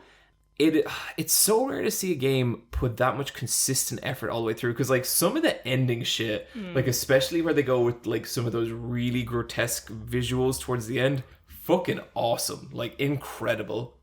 Really good stuff. Really pleasantly surprised how much I really like that game and its art direction and everything it's doing. It was sad to see that the company will not be making any more of them. Really? Yeah, but... There's a mobile game. Yeah. I think Namco is holding the rights of the name, so they'll be releasing more Little Nightmares, but it won't be the team that made the game. No. You need that team. So they're But, you know, I could moving also... on. I would just as happily see those guys go on and make Bad Dreams, you know? Yeah. Like I don't think they lose too much through that IP. Because, like, what else are they going to do in that world? Yeah, I don't know. I think they've done what they can. I'd love to see them do something else, but it is kind of sad that the next time you see a Little Nightmares, it won't be that team, and it mightn't come out for like the same reasons as it kind of probably should. Yeah. But yeah, good game. Bryan, Yeah. tell us about Pathless. The Pathless is a game that's on PS4 and PS5, I believe. I got the PS5 version on disc. And so this is my PS5 game that I'm playing. And I'm really, really enjoying it. It's done by a game studio called Giant Squid. And they made a game called Abzu, which is that diver game. And the company is made up of ex-staff from that game company that made Journey. So the director of The Pathless was the art director on Journey. Oh. And that makes a lot of sense. Yeah. It's essentially an open world version of Journey with combat. Well, not combat, but kind of combat. You have archery and you have a bird, your eagle friend, and it's kind of one of those designed by subtraction games where you have very simple controls and a small amount of tools, and that's how you solve the game. And you could beat this game in under 3 hours if you wanted to, but there's loads and loads of extras in the open world. You play as a archer who arrives on an island, and you're kind of cloaked in red, and you have to heal this island of a curse. And it's one of those games where they looked at Studio Ico, you know, who made Ico, Shadow of Colossus, and Last Guardian, and it's an environment where it's a land forgotten by time that has lots of ruined architecture, and all that's left now are just animals, and the vegetation is taken over, and all that stuff is done correctly, which is great. It's stuff I've seen before, but they're kind of doing it right, which I appreciate. And there's no fast travel in the game, which I love, but you can travel fast in the game. You run at a very high speed, and when you shoot targets with your bow, you get a speed boost, and they're all over the place. And so it kind of feels a bit like a Tony Hawk game, where you're just kind of moving and doing sick tricks, and you're kind of slowly scaling this island that's kind of divided into a bunch of different plateaus, and they're all kind of shaped like valleys, and you're doing a mixture of avoiding the beast of each individual plateau that kind of patrol around, and if you kind of get too close to their big red aura, you get sucked into a storm, and that kind of becomes a stealth game where you have to kind of rescue your eagle and then heal the eagle. But you're meant to kind of go around that trouble and go into ancient ruins and collect enough symbols that you can point light beacons at the creature and heal them that way. And that's the gameplay. It kind of does stack up on itself, but a lot of the puzzles you're going to see end up getting repeated. So the first area of the game is probably the most enticing, just because all of it is so fun and interesting, and some of the puzzles kind of reminded me of like Zelda dungeons at their best. Oh, cool. Like there's bits of Breath of the Wild that I like in this game that are missing from Breath of the Wild, where like you go into a dungeon, or like they have all this old architecture of like all these temples, but and I find a lot with open world games, you'll go up to a temple, but it's like it's not hollow on the inside, it's thick on the outside, so you can't actually enter the temples and do anything. But in these environments, you can actually go into the temples and find like little bits of secrets. And so you only need to complete like 10% of this game to get like the credits, but there's so much to it that is like I'm about 10 hours into it, just because I'm not in any hurry to actually get to the credits. Wow. Just because I'm enjoying the basic gameplay loop of it. Is there a story to it? Is there voice acting or text? There's voice acting, but it's just a made-up language. But yeah, there's text. There's a bit of a story, but you might play the game for 5 hours and you might not get any cutscenes. Okay. They load on the cutscenes in the first half hour, and then they kind of get it out of the way. And they have a kind of a cool tutorial area of the island where you're kind of indoors a lot, and then as soon as you're allowed into the open, you've got free reign. And like, you could technically probably get right up to the top of the mountain. It would just be very, very difficult. But yeah, no, I'm really enjoying it. And like, how freeform is it? Like, can you just kind of go anywhere you want, or? The only thing that's limiting you is your like jump charges or like your wing boost that you have with your eagle, because the eagle kind of works like a hang glider. Right. That is also like kind of Breath of the Wild style. Yeah, but you can also use the jump button to give the eagle a wing, and then it gives you like a vertical charge up. Right. And so a lot of the time I will actually go up into the air and I'll put on my detective vision. They have a really, really good way of doing detective vision where you hold it down or you toggle it on, and it'll highlight anything you haven't checked out yet or stuff of interest, but it puts the game in slow motion. And so I find a lot of time when you play like the Batman Arkham games or Metal Gear Phantom Pain, like if you're putting on anything that like highlights anything of interest, you end up leaving it toggled on because it doesn't affect the gameplay speed. But because this kind of puts it in like half speed, slow motion, kind of puts in kind of gives everything a bit of an echo. It makes it feel a lot more optional. So I'm not toggling it on all the time. But yeah, no, I'm really enjoying it. The only difference between the PS5 version is the load times are like instant. How much did you pay? How much does it cost? 40 quid. Do you think it's worth 40 quid?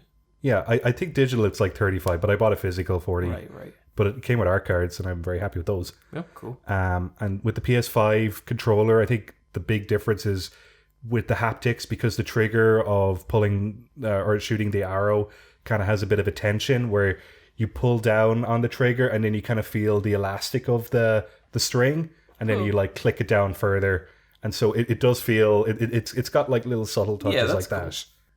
But you know, I'm really enjoying it. I'm very glad I checked it out. That's something I definitely want to play. I will lend it to both of you afterwards if you're interested. Thanks, Bryan. Cool.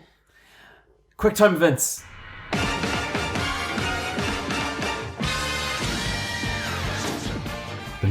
The news. Okay, first real quick. Devotion released for the third time. Third time's a charm. Third time's a charm. Hopefully it stays up this time. I'm a big fan of this game. I think it's very good. It's available on Red Candle's eStore, and hopefully this is it and it's just out. Well, it means they have complete control of selling it now, which is great. They do, but when it got taken down from two separate storefronts, it makes me worry. But like, I think the only reason they wouldn't take it down is because people are angry. Like, the gamers are angry, like they were with GOG or whatever. I love that game. People should give it a shot. The second one is TMNT Shredder's Revenge is a new game trailer, and this looked cool because it's basically just a throwback to the old Turtles in Time scrolling beat 'em up, which is like the third best beat 'em up of all time, and I'm really excited about it. Looks nice. This is made by the guys who made Scott Pilgrim, the Scott Pilgrim game, and I think Mercenary Kings and Panzer Paladin. Yeah. That concerns me a little bit. I think those guys make incredible looking games. I don't know that I love playing them. Scott Pilgrim's okay. I do not like Mercenary Kings at all. It takes a long time to load out your character to play that game. Yeah, Scott Pilgrim looks really cool. It doesn't really play very well like as a beat 'em up. Like, there's a lot better games. Yeah. But it's probably my favorite thing they've done. Hopefully this ends up pretty cool. It looks nice. Yeah. Emails.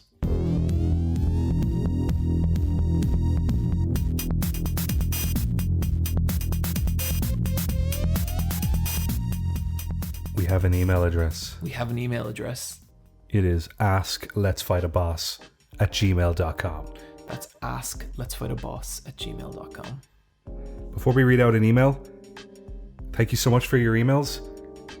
The easiest way we can read an email is if you have the question ready to go in the email, please. Okay, yeah. If you did, so sometimes we get big long emails and we love reading them out. we talk about them, and we're like, wow, I wonder what's going on with this person's life. Sometimes we get big long emails, and we just don't got the time. We just don't got the time on that evening. So if you want to raise the maximum chance of your email getting read out, just, keep it concise. Maybe have this question in the subject line. Who knows? That might help. Optimize it. Optimize that shit. So Bryan. Yeah. Which out of all the thousands of beautiful emails that we receive, which of those many wonderful, heartfelt letters is going to be the first selection? Let's see here. Do you guys feel like a big old long list of questions? Yes, let's do it. Yeah? Niamh, you up for that? Yeah. Okay. This one is from V. And V says, thanks for the podcast and questions, and calls us Shinji, Asuka, and Rei. Who wants to be who? I'm Asuka. Okay, I'll be Shinji. I'll be Rei. Okay. I want it to be Rei. All right.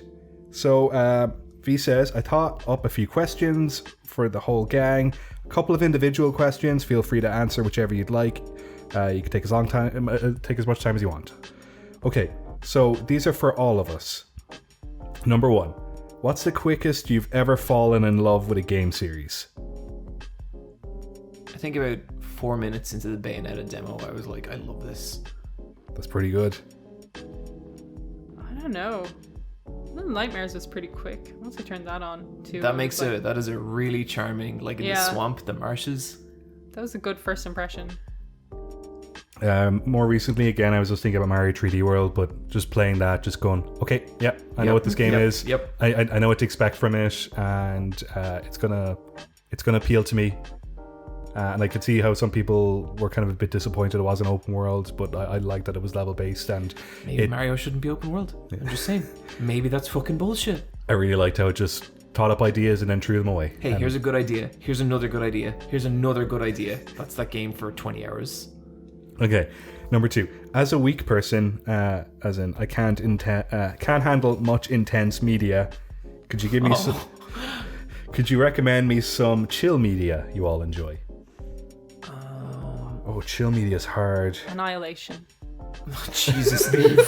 It's a chill time. I watched only yesterday the Ghibli movie for the first time a while ago. That's a lovely film. That is a very just relaxing movie where barely anything happens. I love all the childhood stuff in that film. Yep. What else is there that's chill?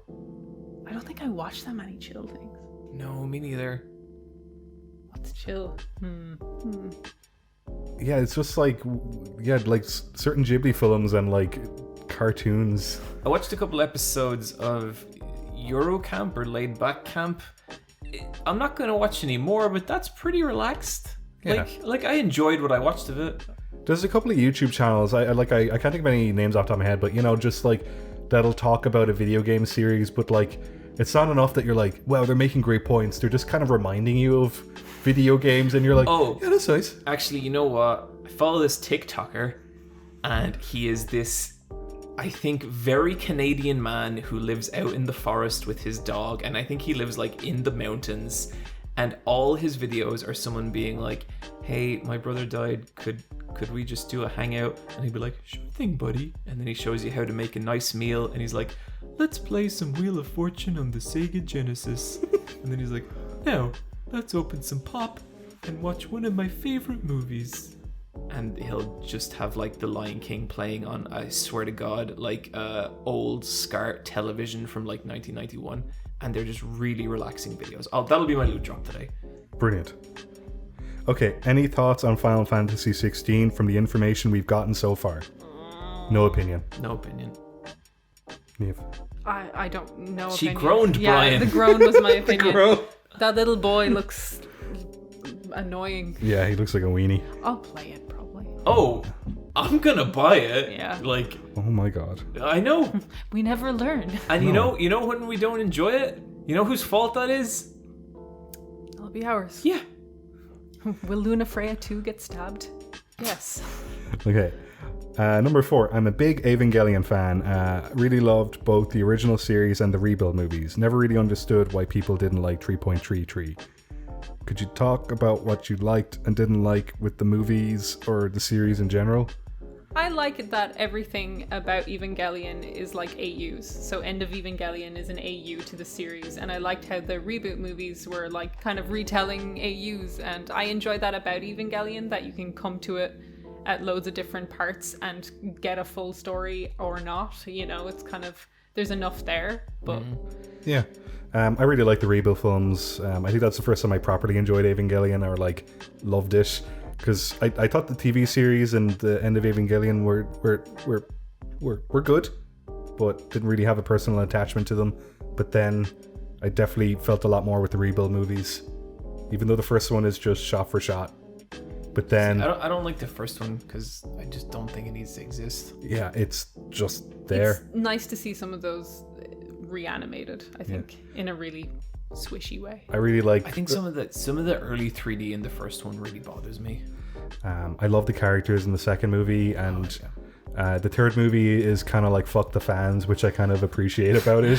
So much of Evangelion is fuck the fans. Yeah. Parts of it are fuck the fans, part of it's are fuck the fans. Yeah. There's stuff I like about the third one, but so much of that movie is two people talking about things that are happening outside the room that they're in, and I think that part of it's really weak. Yeah.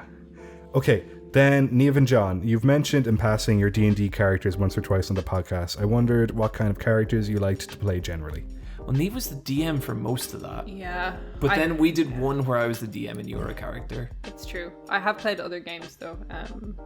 I usually play as, the last character I played was like, I don't know, a knight who was afraid of fire because all her team died in a fire. So she had a terrible fear.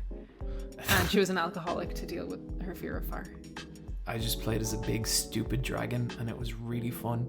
There's something fun about playing like a big dumb strong idiot. Yep, totally. I like giving myself deficits before I start a character. It's just like, okay, if there's fire around, she's like rolling for shit. Yeah. All right, Niamh, I got some questions here for you. I'm going to give you the machine. Okay. Niamh, can you talk a little about your collection of Gundam models? I picked up the hobby a couple of years ago too and wonder what your favorite kits were. And what draws you to certain kits over others? It's all about look, to be honest. Like, I really like the Senanju, like, master grade kit. I thought that was just a gorgeous looking kit. And I've such a soft spot for Gundam Wing, so you gotta make Gundam Wing models.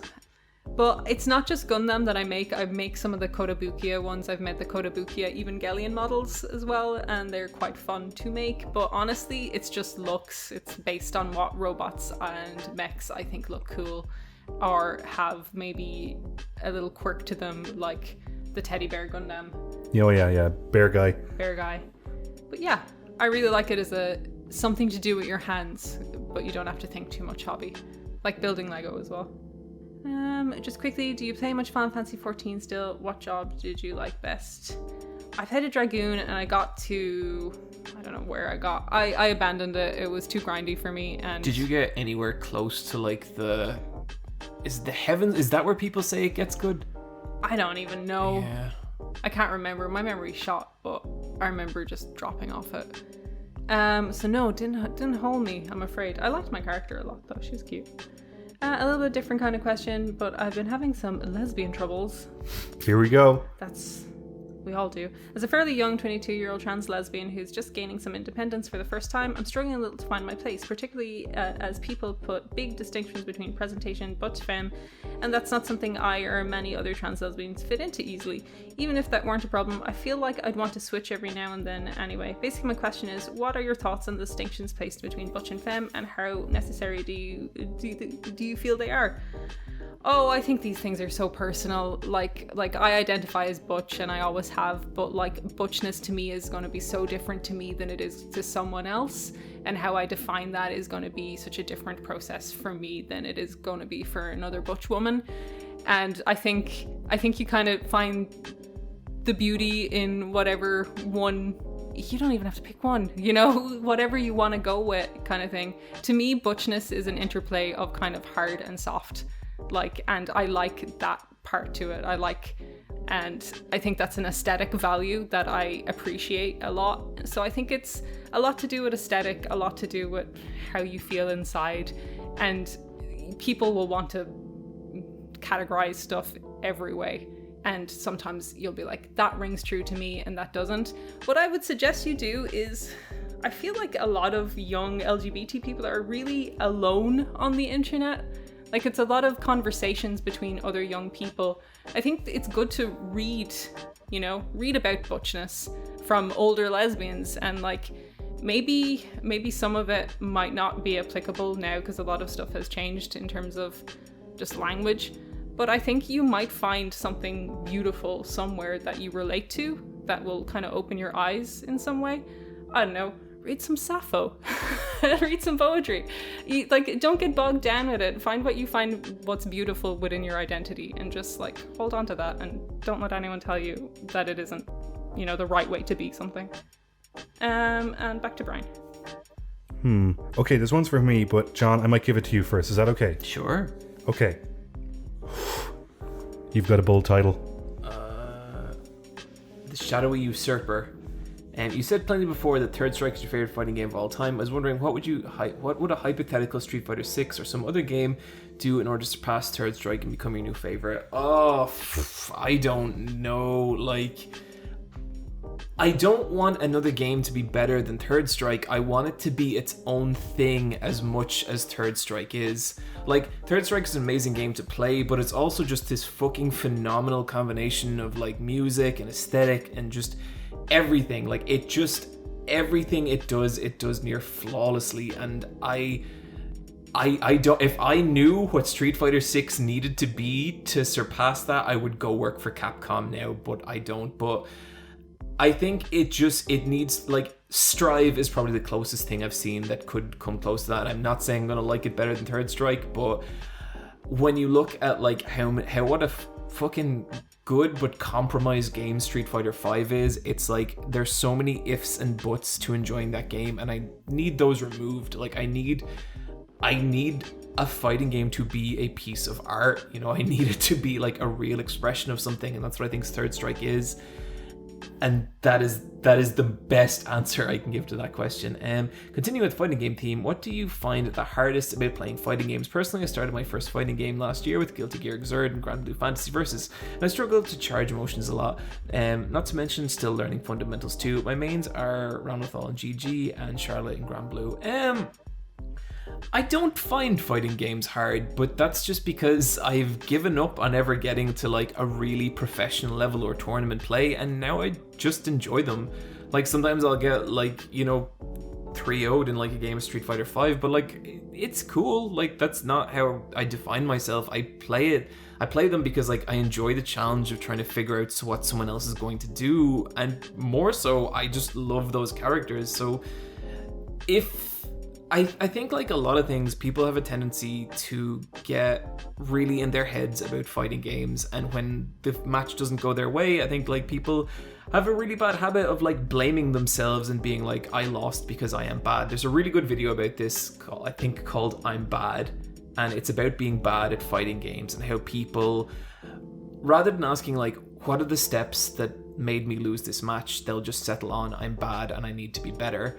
And, a fighting game is just a very quickly evolving puzzle. That's all it is against another person. And so there's always a way to figure it out. And maybe it won't be reachable in that particular match, but it's about the journey, man. I really enjoy your WrestleTalk sections, even though I've never really had any interest before. The way you talk about the stories and the matches is engaging and interesting. Not really a question, but I guess keep it up. Many thanks. Love from the UK, and keep healthy and happy in the new year.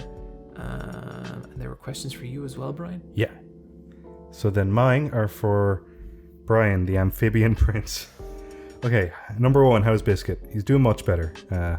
He had a tumour removed back in November, but it was benign, and he's slowly but surely kind of returning to his normal self. We've started giving him CBD oil with his food, and that's helping with his arthritis. He's 60 years old in hedgehog years, which, I don't know. I think next week is our 3-year anniversary of picking him up. But doesn't feel like it. I feel like we just got him. Then, number 2, could you talk a bit about Metroid Prime 3 since you don't really like it much? Yeah, I don't know. It just never clicked with me. I love Metroid Prime 1 and 2 so much. Metroid Prime 3, which was on the Wii, just didn't feel as good as Metroid Prime 1 and 2. didn't like the interconnected, or it's not as interconnected. It's the weakest of the three, and I have no interest in replaying it. And my controversial gaming opinion is that I prefer Metroid Other M to Metroid Prime 3. Whoa. And Metroid Prime Metroid Other M is not a good game, but like I would happily play that shit show over playing Metroid Prime 3 because at least it's bad and entertaining. Metroid Prime 3, I couldn't tell you anything about it. That's my controversial opinion. And then a little while ago, there was an episode of the podcast where you just talked about One Piece for a while, and it was really enjoyable. So after I've gotten up to date with JoJo Part 8, so you are up to date with JoJo Part 8. JoJo Part 8 is finishing up. I think it's going to finish up in a year or so. Ridiculous. It is now the longest. It's now the longest running JoJo. That's crazy. Like there's more chapters of Part 8 than there is Steel Ball Run, and we kind of know who the big bad is now, but it still might be someone else. And the amount of strategy they have to put into defeating this complex stand that gave a speech at a medical conference is ridiculous. Stan gave a TED talk. Yeah. Because apparently stands are now visible to people who don't have stands. Iraqi forgot. With One Piece, I thought Usopp was stupid, and then he turned out to be my favorite character. It's going to happen. There will be a character in One Piece where you're like, I don't think this character is very good, and they will end up being your favorite because there will be a moment where they get to just say or do something, and you will latch onto that personally, and you're in for a long journey, and it's ridiculous. It's great. And that's me. Thank you so much, V. What name did V give me? Okay, so Niamh was the Infinite Queen. Thank you. I was the Amphibian Prince, and John was the Shadowy Usurper. I'll take it. So there we go. That was a big old email. That was a big old email. There was a lot of emails in that email. Yeah. One more or move on to shoutouts? I'm going to throw it over to you two. I'd do shoutouts because we got to do another thing, don't we? We do got. That's a good point. Maybe we should get to that before shoutouts. Yeah, let's do it. Okay, guys. 2 episodes ago, I shattered the world of Let's Fight a Boss by announcing the Tournament of the Nameless. We will be beginning that tournament on the next episode. But before that, we have to announce the entrants. This is going to select a brand new galactic champion of hopes and dreams. And the tournament entries are... Niamh, could I ask you to start on the right here? And go across? Yep. Okay.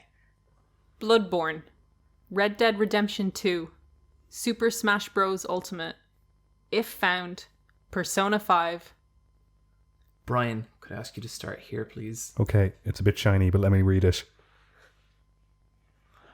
Ring Fit Adventure. Okay. Metal Gear Solid 5. Devotion. Part-Time UFO. Yakuza 0. Then we have Prey, Red Dead Redemption 2. No, that's Resident Evil 2. They're upside down for me again. I'm very dyslexic. Resident Evil 2. Shadow of the Tomb Raider. Shadow of the Tomb Raider, Hades, and Nier Automata. And the last line is Undertale, Fire Emblem Three Houses, Overwatch, Hyper Light Drifter, and Deus Ex Mankind Divided.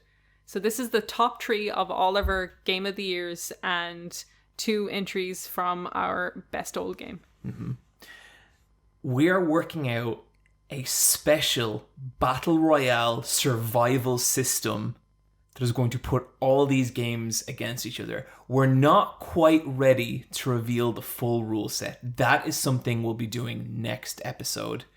But after this, I don't want to hear any fucking arguments. This is a foolproof system that will pick the objective greatest game of this generation. Jeff Keighley, I'm sorry, but shut the fuck up. This is real. He keeps sending John messages. No, you can't be on the podcast. I don't care who your friends are. Not my friends. Not my friends. Patreon. Shoutouts.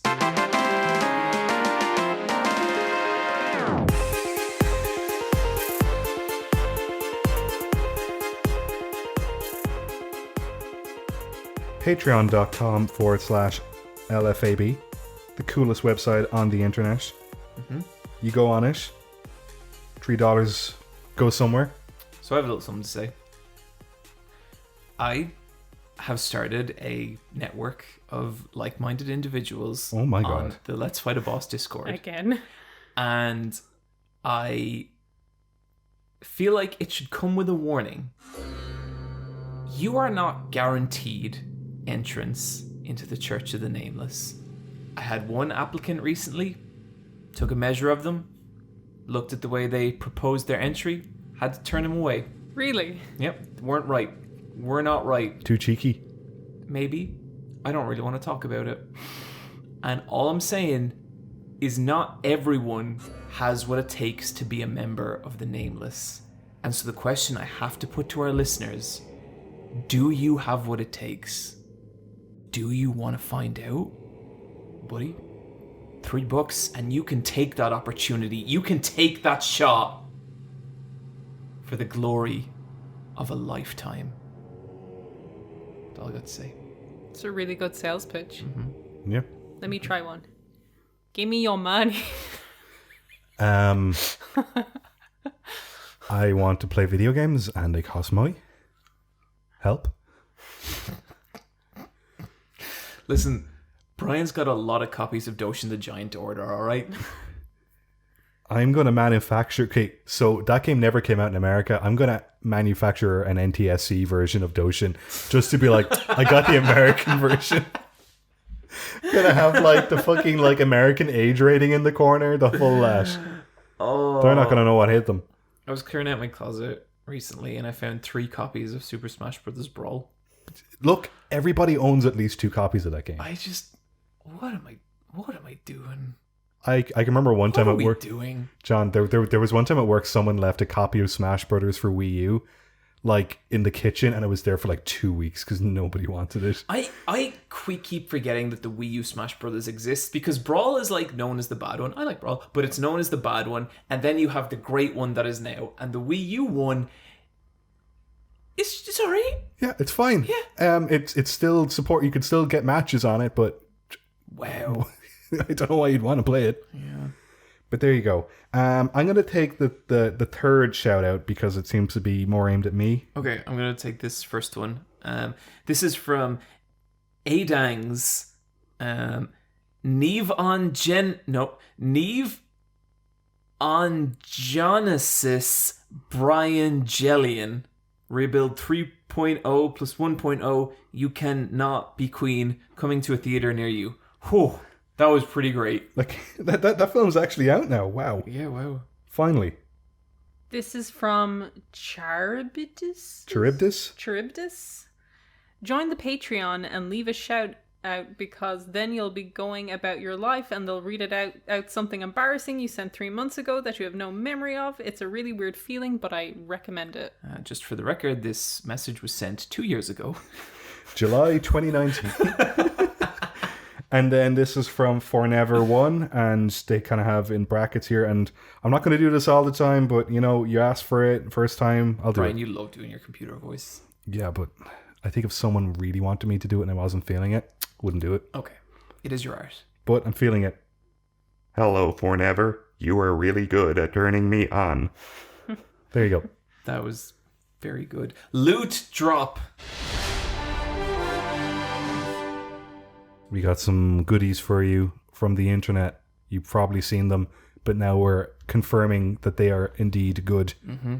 There are actually some good things on the internet, and we have found the 3. Brian, what do you got? I saw this a couple months ago, and I just checked the link there, and it has like 1 million views or like a couple million views. It did not have that many views before, but you've probably seen it by now. But it's a dude called Animist on YouTube.